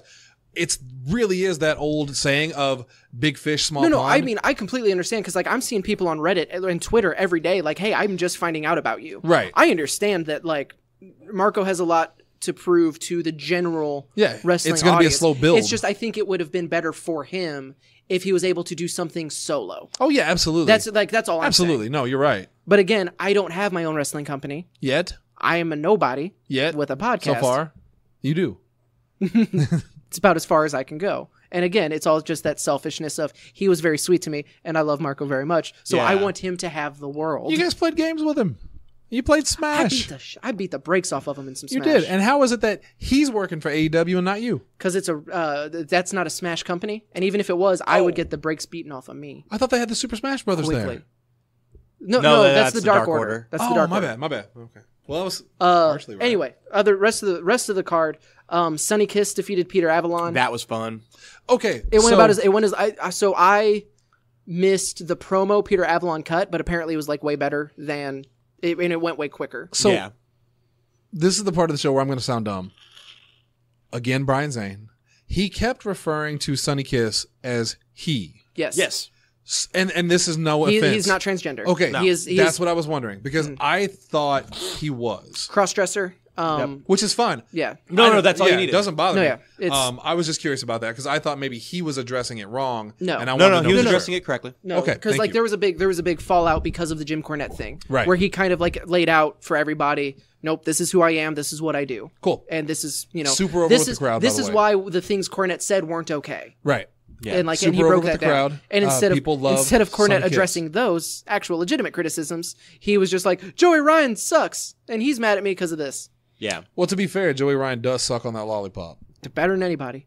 Sonny Kiss beat Peter Avalon, had a really fun entrance with like the Jacksonville Jaguar cheerleaders and the mascot. Yeah. Presley. It's the same thing with the Pokemon gym because there's also named as the fighting gym leader. I can never. There's just a mental block. B Arthur, it's always like Bia, like I can't do it. I do the same thing, but it's B. I can't do it. But B Priestley, and I think it's also the last name too. It flows together real weird. She should, if she wants to make it, she should probably look into changing it. I agree. That would be my high level recommendation. Allie just looked at me like, change it because it's BEA, right? Yeah. Change it to BEE, wear yellow and black. Exactly. Exactly. B Priestley, Shoko Nakajima defeated Dr. Britt Baker and Rio.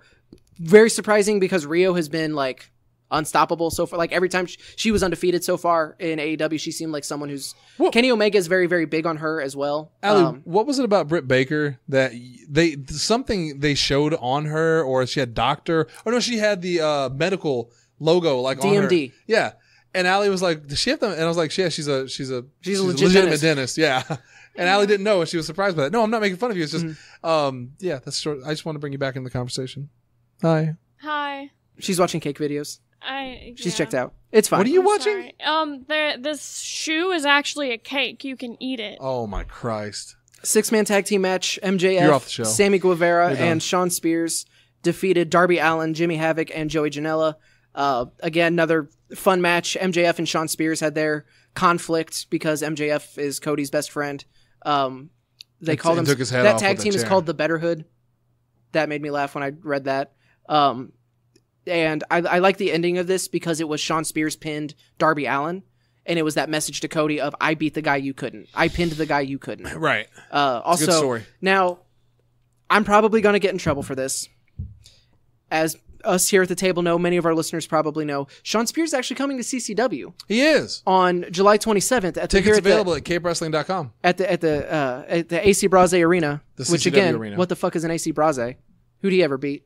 Sean Spears is coming. And the nerve on that man to call himself the chairman. La Parka is the chairman of professional wrestling. He is. And I will not hear otherwise. For many, many years. Like big fan of Sean. I was a big fan of Ty.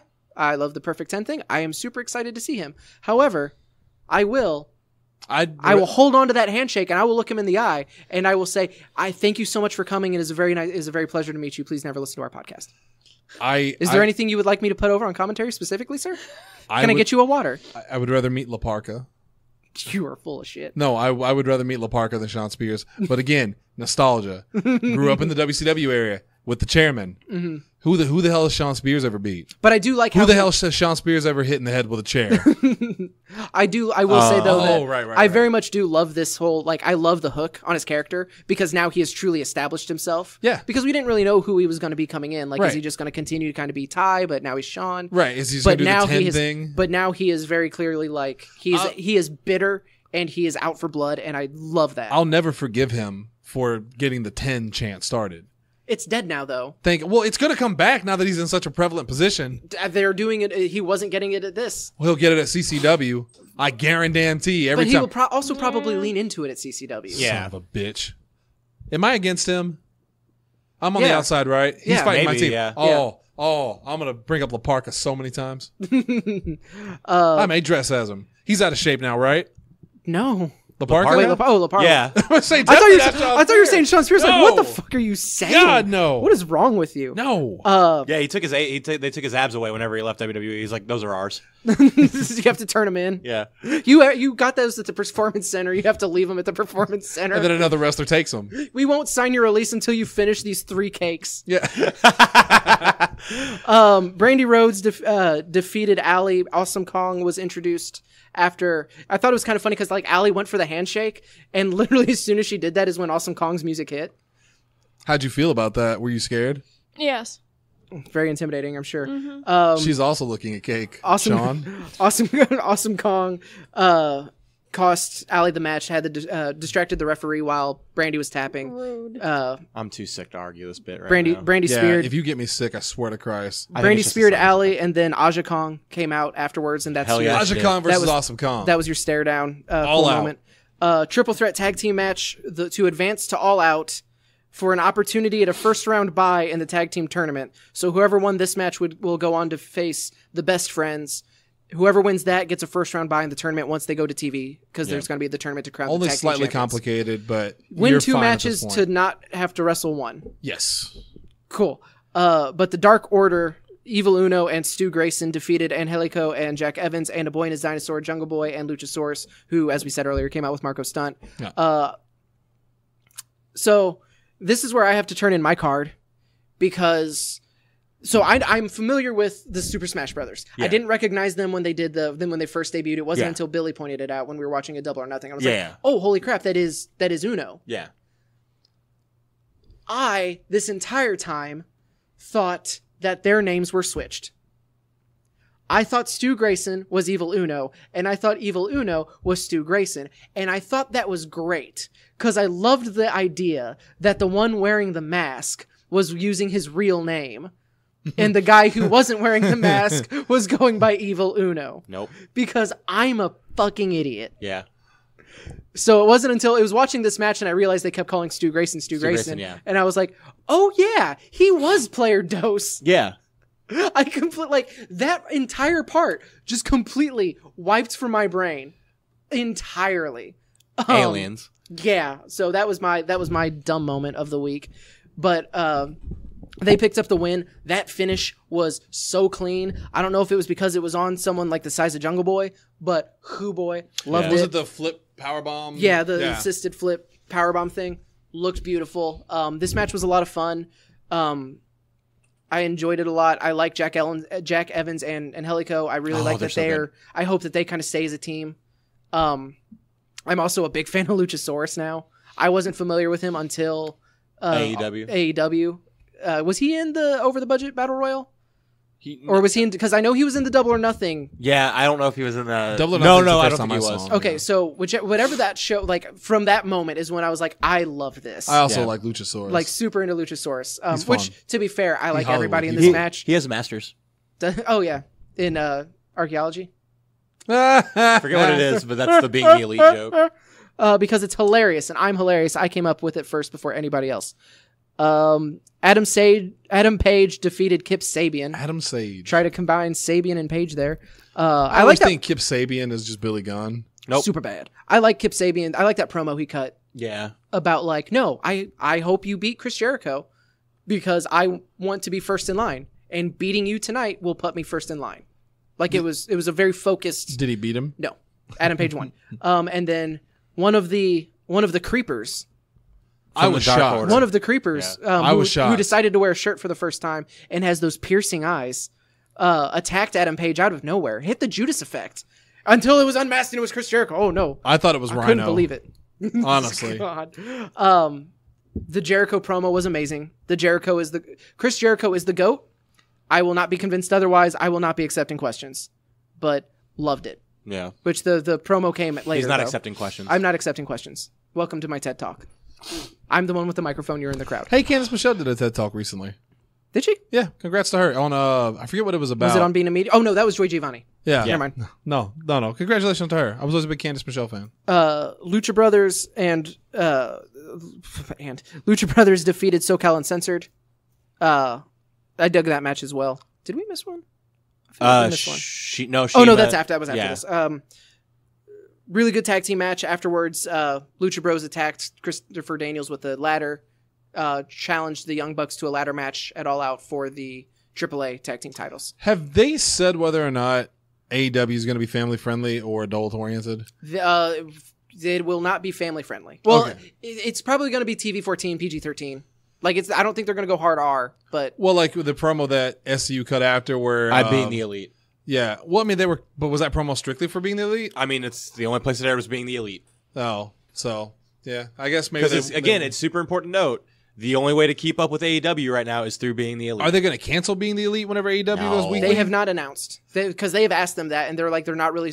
Nick Jackson has said he is not sure what the future. I highly doubt they will. Well, the reason I ask he wants is to keep it alive in some form, but what we see it now may not continue. Yeah, because it would be very hard to do a hard R-rated web show for a family-friendly show that you're also part of. Yeah. I don't think they're going to go PG. We've already seen some of the language in like the middle birth. Yeah, but they're not going to say fuck. Everybody's flipping off everybody. Jericho might.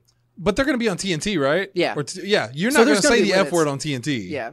So no, that's going to have to change. Mm-hmm. So no more. But you could do F word on if they do it but bleep it, like you could have it, uncensored on being the Elite type deal. That's true. I guess it just depends on how much they want to sell, to the kids. Although kids will love it. Kids love F words. Kenny Omega defeated Shima. I always thought it was Sema. It's because I've been saying it wrong the whole time, probably. No, it's because I was wrong. You're good. This match was really good. It was a good, especially the opening of it. Like one of the big criticisms coming out of the show is that everything kind of felt very the same. Mm-hmm. It was all kind of super indie spot fests, which it kind of was, and that can be fun. But it was like I was telling Dalton when we talked about it on Monday. It's like Call of Duty story. If you're just moving from one huge set piece to another huge set piece, nothing can really sink in. Like you really can't appreciate what you just saw because you're already moving on to the next incredible thing. Yeah. Whereas this match kind of started a little bit slower and it built and it kind of set a different tone and it did eventually kind of go into more of a traditional like Kenny Omega match. But my only gripe about this match is this makes Shima's finisher look like shit. The Meteora. He hit the Meteora no less than 4 times, and that's a minimum. Yeah. Including hitting it to the back of his head, immediately going up and hitting him to the front, and it still didn't put him away. I think that was when he got his foot under the rope. But still, man, come on.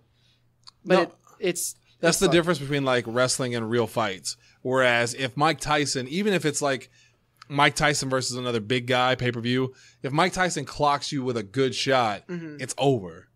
It doesn't matter if they're trying to stretch it out for the pay-per-view or whatever. Mike Tyson would end the fight. Yeah. Whereas in wrestling, you hit a finisher, kick out, hit a finisher, kick out. I hate the whole, it's pay-per-view, so they want to kick out harder. Yeah. Why would you just not kick out harder all the time? Why would you ever want to lose? Batista did an interview and said his favorite match ever was against Rey Mysterio at a house show in Mexico. And he said, we gave them everything. We kicked out of finishers. And I'm like, man, how far away we are from that to where that is special. Yeah.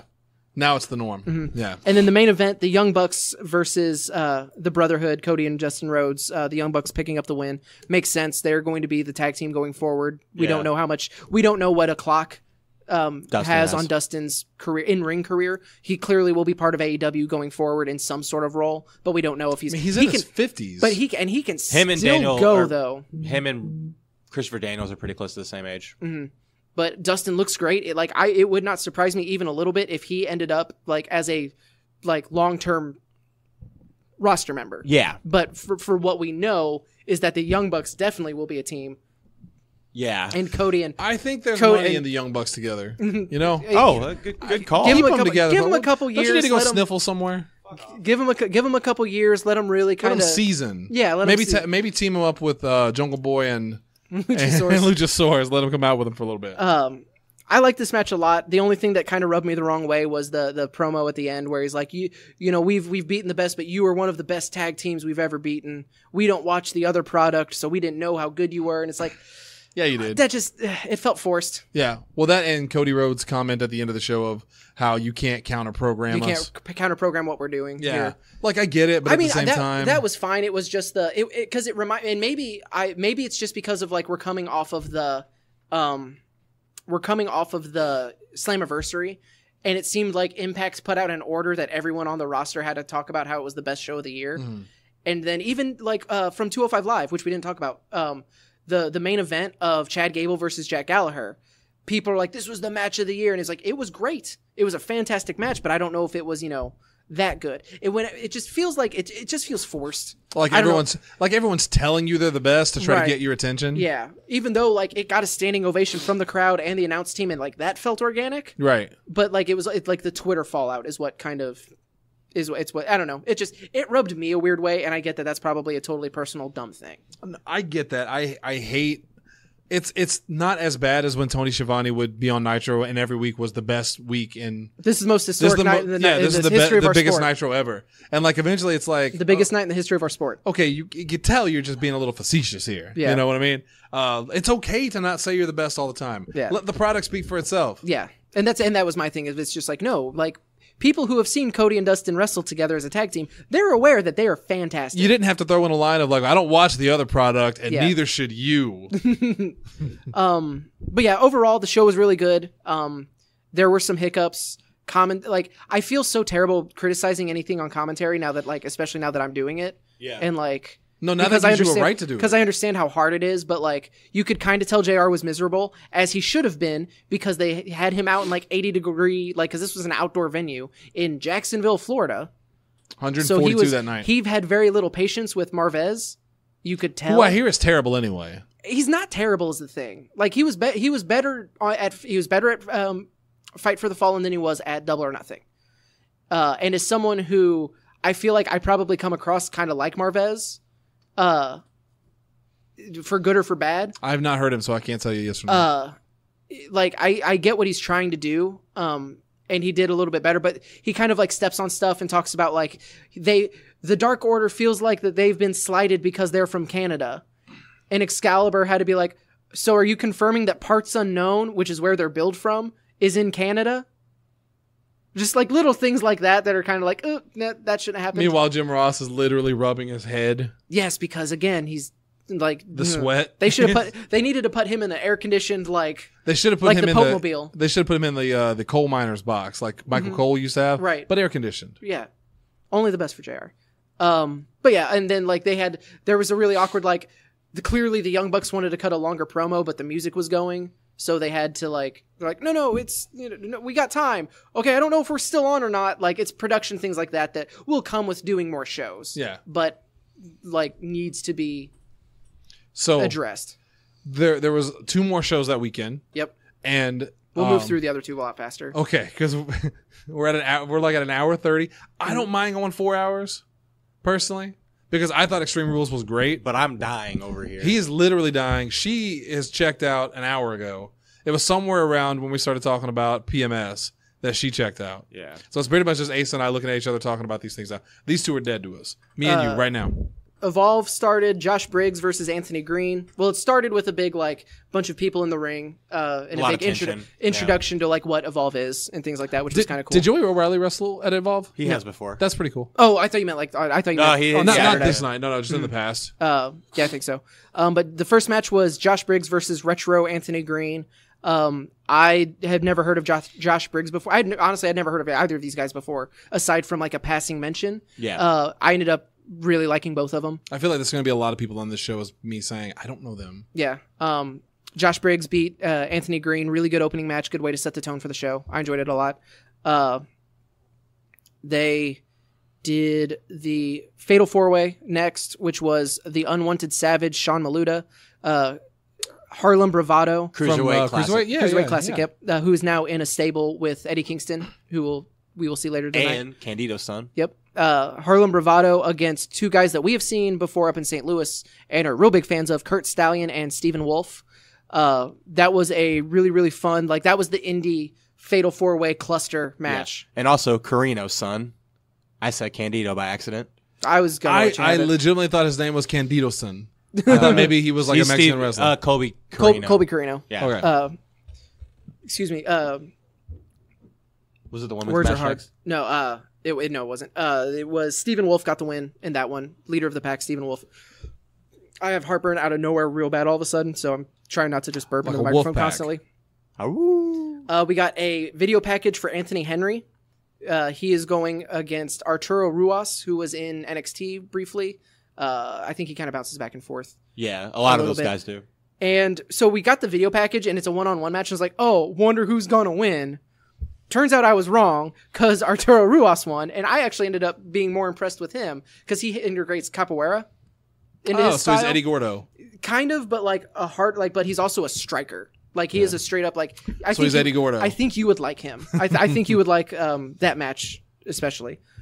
Well, I don't like Eddie Gordo. Well, because you're fighting against him.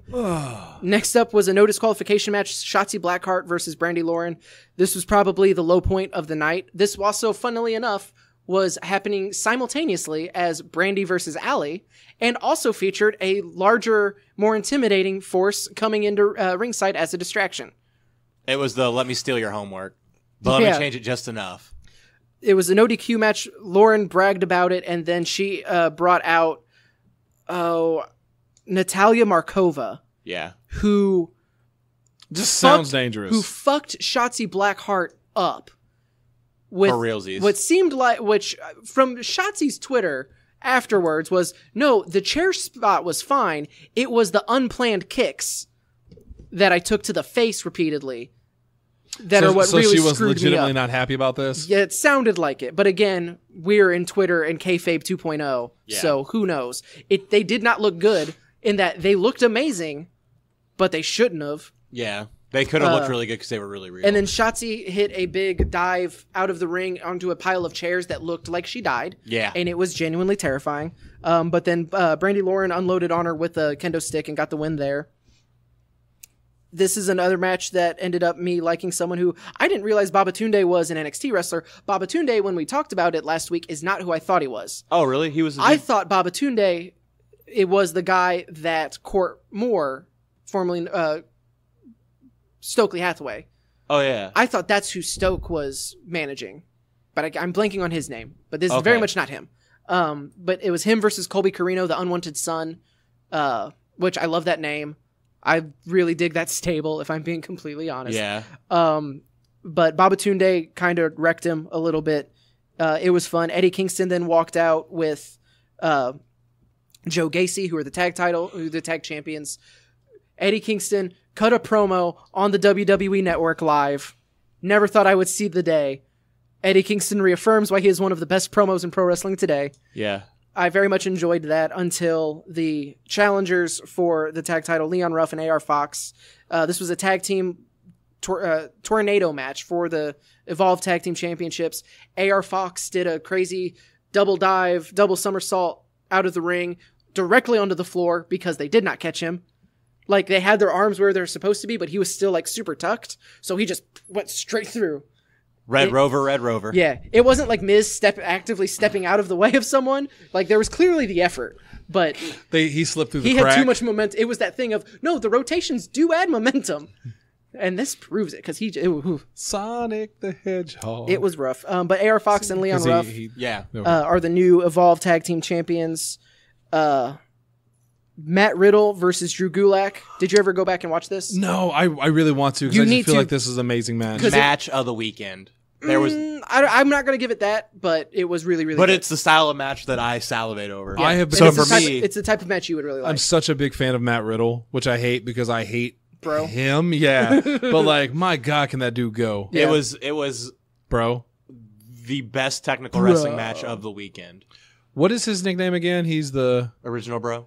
I thought he was like, he had some stupid bro in his name, but I can't remember what it is. His finisher name is Bro Derek. That's all I need. That's fine. The Bro Mission? Is that what it's? Yeah, I think it's Bro Mission. There was a video package.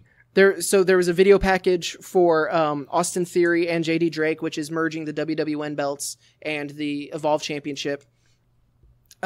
Before that, someone came out to announce the match, but he just kept coughing into the microphone, and then the lights went out, and then the lights came back on, and it was Paul Heyman. Oh. Replaced this guy because he was dressed to wrestle, so it looked, but apparently they said he was announcing the match. It was weird, but Paul Heyman was there. It was a very, very touching speech. He mentioned how they didn't even ask him to show up and the crowd booed. He's like, no, they didn't ask me because they know I never say yes to these things. They've stopped asking me to do appearances and things like that. I reached out and asked to be here. And it was a very sweet moment. He handled the in-ring introductions for the match. When Theory came out and had pyro, he's like, "You have pyro? We don't have pyro." Thought that was funny. This was another really, their pyro was probably like 3 guys holding sparklers and like an artillery shell. I mean, it was like 4th of July. It was stuff you could get at 4th of July, but it still looked cool. And still more than what WWE does. But Austin Theory defeated JD Drake, who is actually going to be at Circus Maximus. Oh, cool. He's one half of the Workhorsemen. Oh, okay. So it's him versus the Besties. That'll be fun. So Austin Theory combined the titles. He like stepped on the WWN championship and had the Evolve title. So that was a really good match. And then the main event was Adam Cole versus Akira Tozawa for the NXT title. Ooh, that was a good one. Johnny Gargano kind of came out for a distraction, but Cole retained, surprising no one really. I mean, that the 205 Live guy wouldn't beat the NXT champion. Well, but then, like I said last week, how there's rumors that Vince wants him on the main roster. So, you know, crazy moment on Evolve for the title to take place. That change hands there. Yeah. And then Gargano Get that man some part of the sec, please. Gargano did a promo to send the crowd home happy. Good show, really good show. So, which show would you say is better? I would give it to Fight for the Fallen. Dalton, same. Allie, I didn't watch them. But Fight for the Fallen also was like an hour or two longer.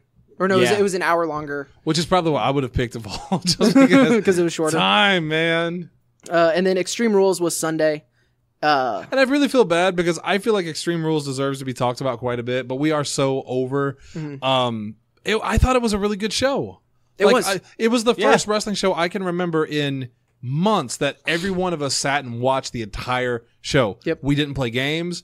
We watched everything until Allie and Emily and Sadie got onto talking about underwear. Then we all we segregated the room, basically. We split the room, boys on one side, girls on the other. It was basically high school at that point. It was a high school dance. Thanks, Allie. I didn't start that conversation. But it was a good show, like top to bottom. There wasn't a bad match. Even on the pre-show, card. the pre-show was really good too. Shinsuke Nakamura defeated Finn Balor to win the Intercontinental Championship. Surprising. Which had me salivating because I was like, yes, it's happening. He's going to help AJ. He lost his title. Now he's going to help AJ. And then it's him versus Seth. Half right. Drew Gulak retained the Cruiserweight Championship against Tony Nese. Great match. Started things off on the main card. The Undertaker and Roman Reigns defeated Shane McMahon and Drew McIntyre. Great match. It was a lot of fun. Yeah. It had one of my, and I'm glad it got like singled out on Reddit too, because when we were here, I even said it. Drew McIntyre looked like a horror movie villain. Yeah. In that shot where Undertaker was like, and then he just like appears up from behind him. Yeah. And it would have been awesome, but then Roman speared him out of the Claymore kick, and then it reminds me of that spot where I think it's Orton. He's like, he comes up from behind the apron. Yeah. It's like super creepy. You mean Vince McMahon at WrestleMania 19 when he was all bloodied and did it? That was all. He had a pipe too, didn't he? Yeah. Velveteen Dream coming up behind Aleister on NXT. Yeah. I love those angles. Yeah. But that was the match that we all kind of shit on, and we're like, oh, we didn't shit on it, but it's Undertaker coming off that terrible match with Goldberg. Mm-hmm. Shane McMahon's in this match. Roman and McIntyre have fought already a bunch of times, and Roman's won every time. What can they do? And I thought they really did a good job. They delivered. It was better than it could have been. It was better than it should have been. It was. If this is really the Undertaker's last match, it was way better than Goldberg. Still don't think it is, because again, that whole Sting tease. Gross. No. The Revival retained against the Usos. Again, like the Revival and the Usos and the New Day. I genuinely feel like because the writing has been so poor around all of them, they are not going to get their due when you have the conversation of best tag teams of all time. Yeah. And granted, there's still maybe. Oh wow. I am so sorry. Except maybe New Day. New Day, I think, will get in mostly because of like the number of championship reigns that they've had, and same thing with the Usos. And Revival are still so new into their career in earnest because like they've had that stop and start with injuries. Oh, and plus they've been dogged, they've been pushed, they've been dogged, pushed. Yeah. You know? So it's those kind of circumstances that I feel like they should get their due. Another good match. This is my match of the weekend was Aleister Black defeating Cesaro. Oh, loved this match. It could have gone another 10 minutes, and they did do a rematch on SmackDown, which was also really good. Yeah. But that match was so good. I wanted Cesaro to win that one so that we could do like a best of 7 series forever. Yeah, that was an incredible match, and that is the kind of hard hitting wrestling that I love to see. Mm-hmm. If you forgot how good Cesaro is. Watch him actually wrestle, because they don't when they actually let him wrestle. Watch that. That was amazing. That was an incredible match. That was so. Without watching Evolve or Fight for the Fallen, that was my match of the weekend. Yeah, with watching that was It was. I don't think it was the best match of the weekend, but it was my favorite. Yeah. And by the way, that black mass at the end. Oh, that was brutal. That legitimately knocked Cesaro's face off. Like you could just tell by the way Cesaro just nutted up and just like oh my god, it was sick. Leaned into it. Oh. Bayley defeated Nikki Cross and Alexa Bliss to retain the SmackDown Women's Championship. Didn't I get to see this match because I think this is when I went to go get pizza. No, it was not. Yeah, was it? Nope. That was later because you guys missed the SmackDown tag match. The beginning of it, anyway. Yeah, that's right. Yeah, okay. I just don't remember this match. I remember Bayley won. That's all I remember. Braun Strowman, because she hit the elbow drop on Nikki Cross and got the pin and pinned her. Oh yeah. Braun Strowman defeated Bobby Lashley in the Last Man Standing match. Again, just another. It went on a little long for me. Yeah. But it was still fine. It was a car crash hoss fight. The finish was a little wonky because you couldn't really see. Crash pads. The crash pads and the cardboard looking like top of the entryway. Yeah.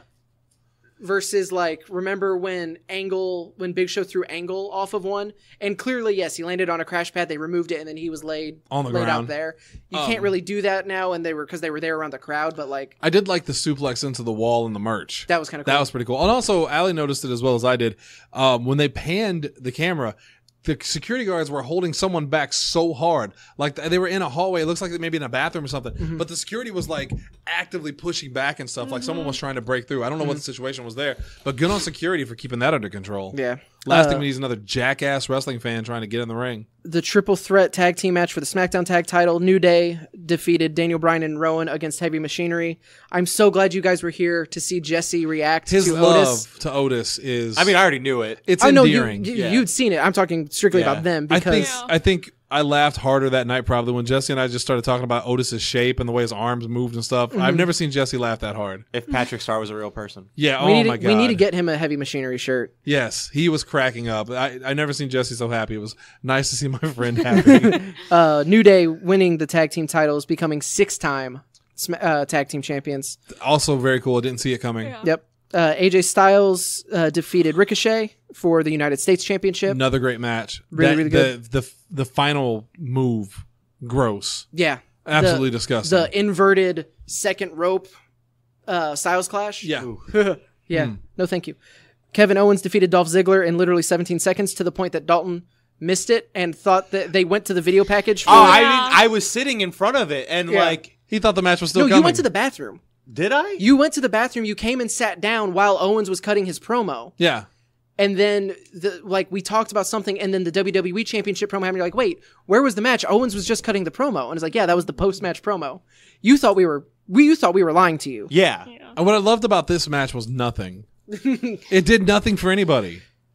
Like, it just didn't. It didn't really make Kevin Owens look better. It just made Dolph Ziggler look worse. It gave Owens an excuse to repeat the lines that he said on the previous SmackDown. Yeah. Terrible. Kofi Kingston defeated Samoa Joe for the WWE Championship match. Don't remember much about this match, honestly. It was good. Really good. I think at this point we were in Girl Party 3.0, so we were kind of moving back and forth for a little bit. Yeah. And then the main event, but not the last match. What? Seth Rollins and Becky Lynch defeated Baron Corbin and Lacey Evans. Also a fun match. Fun match. This is where I pulled out my Switch, full disclosure, and started playing a little bit of Mario Maker, but only for a couple minutes of it. The part of this that I hated is,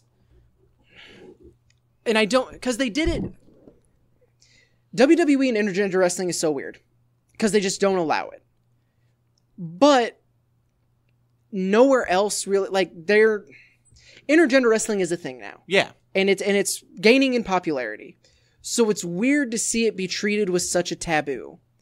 So on the one hand, I completely understand that yes, Baron Corbin hit his finisher on Becky Lynch. That is a big deal to WWE. Yeah.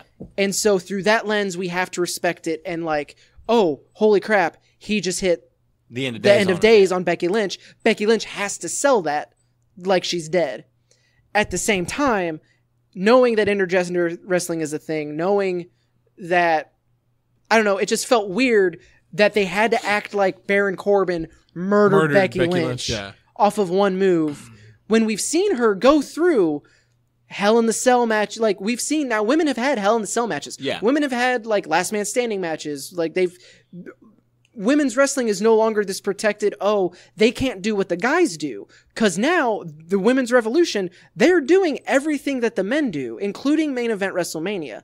So for them to act like, a guy hit her with his finisher, to me, again, and maybe this is just a weird take for me, makes it seem like the women are less than the men still. So it's one of those things like, so I get what you're saying, and I totally understand it. But like, if you'd have hit that on, and I'm going to go to this person just because it's the best person I have to go to, Jordan Grace, she wouldn't have sold it as long.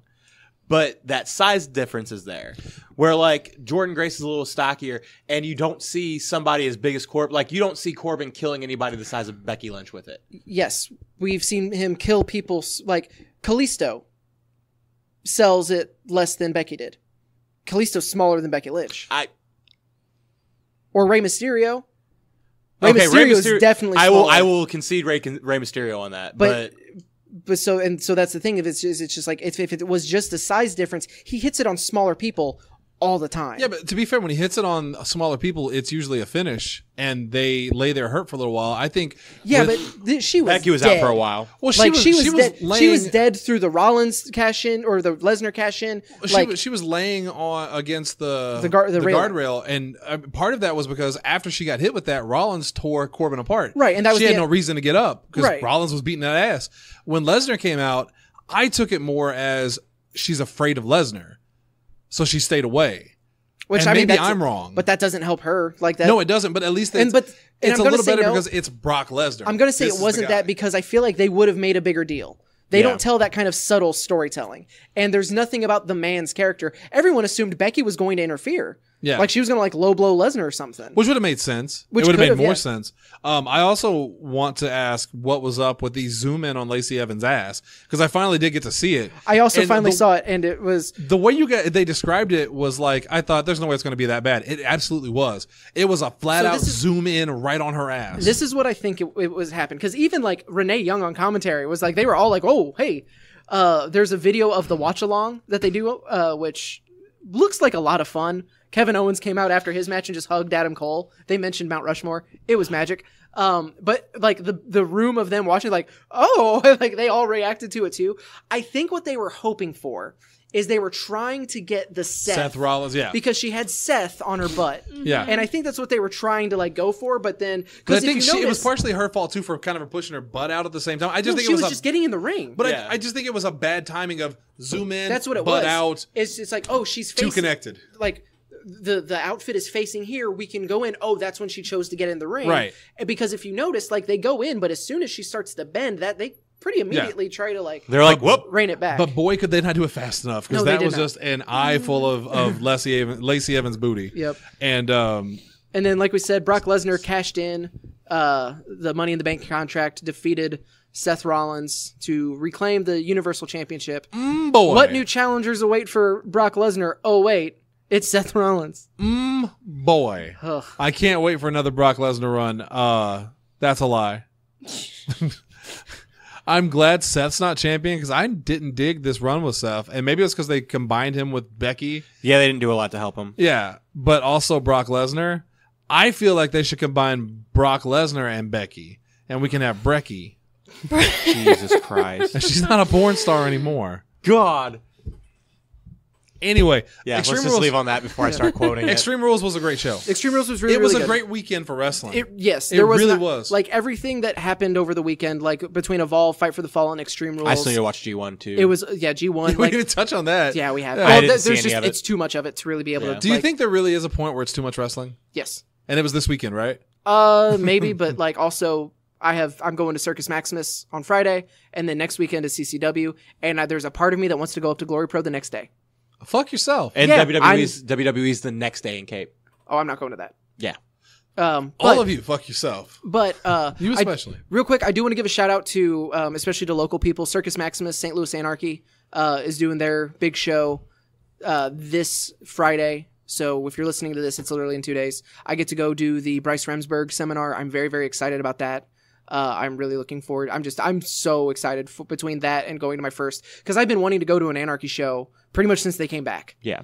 And now I finally I'm taking the day off because they run on Fridays and it's hard for me to try to get up there. Yeah, you don't want to get off work and drive up there. Yeah. So you keep us up to date about that. I will. I'm very, very excited Unless you're taking for that. Dalton. not, but yeah. Okay. Because he's not doing the seminar, so I gotta get there early. But super excited for that. And that is this Friday. Check it out. I know they still have to. You can go to their Twitter, and they have links to where if you can pick up tickets ahead of time. Yeah. For general admission, I think is all that's left though. But how much is it? Do you know? I don't remember what I paid. I think it's like $15 for a front row, or no? That's for general admission. Yeah, I mean for those St. Louis shows. Yeah, that's pretty standard. Gotcha. It's in the Spalding Hall, right? Yeah. But I think it's in Spalding Hall in Alton, Illinois, so it's not St. Louis proper. Alton sold my Oculus to a guy from there. Good guy. Maybe he'll be there. Any of our friends on there? A couple, like Durden will be on. Durden's on the card. Mikey was going to be, but he's hurt, so he's not able to make it on there. Besties against the Workhorsemen. Gary J is facing Jigsaw. Super excited for that. That'll be fun. Super excited to see Jigsaw live. Is Parnell wrestling? Jake Parnell? Parnell is wrestling. I can't remember who he's going up against. I think he has a championship match, actually. I'm not super familiar with the card just because I'm not as familiar with a bunch of the St. Louis guys up there other than the ones who have made their way to CCW or the ones that we've seen at Glory Pro. Well, correct me if I'm wrong, and we'll leave after this. I'm hungry. But Jake Parnell was in Stride, right? No. At one point? No. Was he never in Stride? Never. Who am I thinking of? JD? No, I could have sworn. So whenever because I'm thinking I'm talking about Stompzilla. Well, when there was like Aaron Brooks, I remember specifically there being a tag team. It was Jay Spade. Who did Jay Spade team with? Joey O'Reilly. Was it Jay Spade and Joey O'Reilly? Yeah. And Jake Parnell was that never was part Triple of that? X. No. Then yeah, I'm just crazy. Yeah, I have no idea who you're talking about because all right, I'm just we've crazy. only seen it. We've only ever seen him at Glory Pro. Yep. I'm literally just crazy. Okay. Well, thank you, Asa, for telling me that. We'll look forward to your recap next week. And of course, that's going to do it for us here on Pro Wrestling Unscripted. I want to thank you guys for tuning in and listening to us rant, rave, and review. Tomorrow, we're going to be back with Podzilla After Dark. We'll be talking about Stranger Things Season 3. We'll be recapping it. Very spoiler-heavy episode. Spoiler alert. Allie and I both loved it. Yes. Who of the people there, who would you most like to be intimate with? Because mine's Billy. Yours is Billy. It's Billy. Then should mine be Robin? Why wouldn't it be Billy? Anyway, tomorrow, all the conversation. Asa, take us out for tonight. Facebook.com/Podzilla1985, Twitter.com/Podzilla1985, and of course the big one, Patreon.com/Podzilla1985. $1 gets you every pre-show we do for every single show throughout the month, and all of the backlog, so all of the ones we've done previously since we started. You can add it to your RSS feed as well. There's an easy way to do that Jesse helped set up for us, so that's really cool, and it is the... that's a great way to support the show. The other way, of course, is to suggest us to a friend, share us on social media, and also go to wherever it is that you rate or like you subscribe to podcasts. Subscribe to us, rate us, review us highly, or even go to the ones you don't use and rate us. Subscribe and rate us there. Even if you don't like us, lie. Yeah. And say you like us. Hey, Austin, I'm still waiting for the review, buddy. I called out Alan last week and he did a review, so I'm calling out Austin. You're hoping Austin's going to do that? Okay. You might want to text him about it. He may have checked that. I've done this on 2 shows now. If we don't mention his name enough, he just stops listening. Hey, Austin, review us. Austin. Lane. Give us the old Asa. The 5 best stars. of the best. Okay, that's going to do it for us tonight. We'll see you tomorrow on Podzilla After Dark. You guys take care of yourself. And remember, Brecky.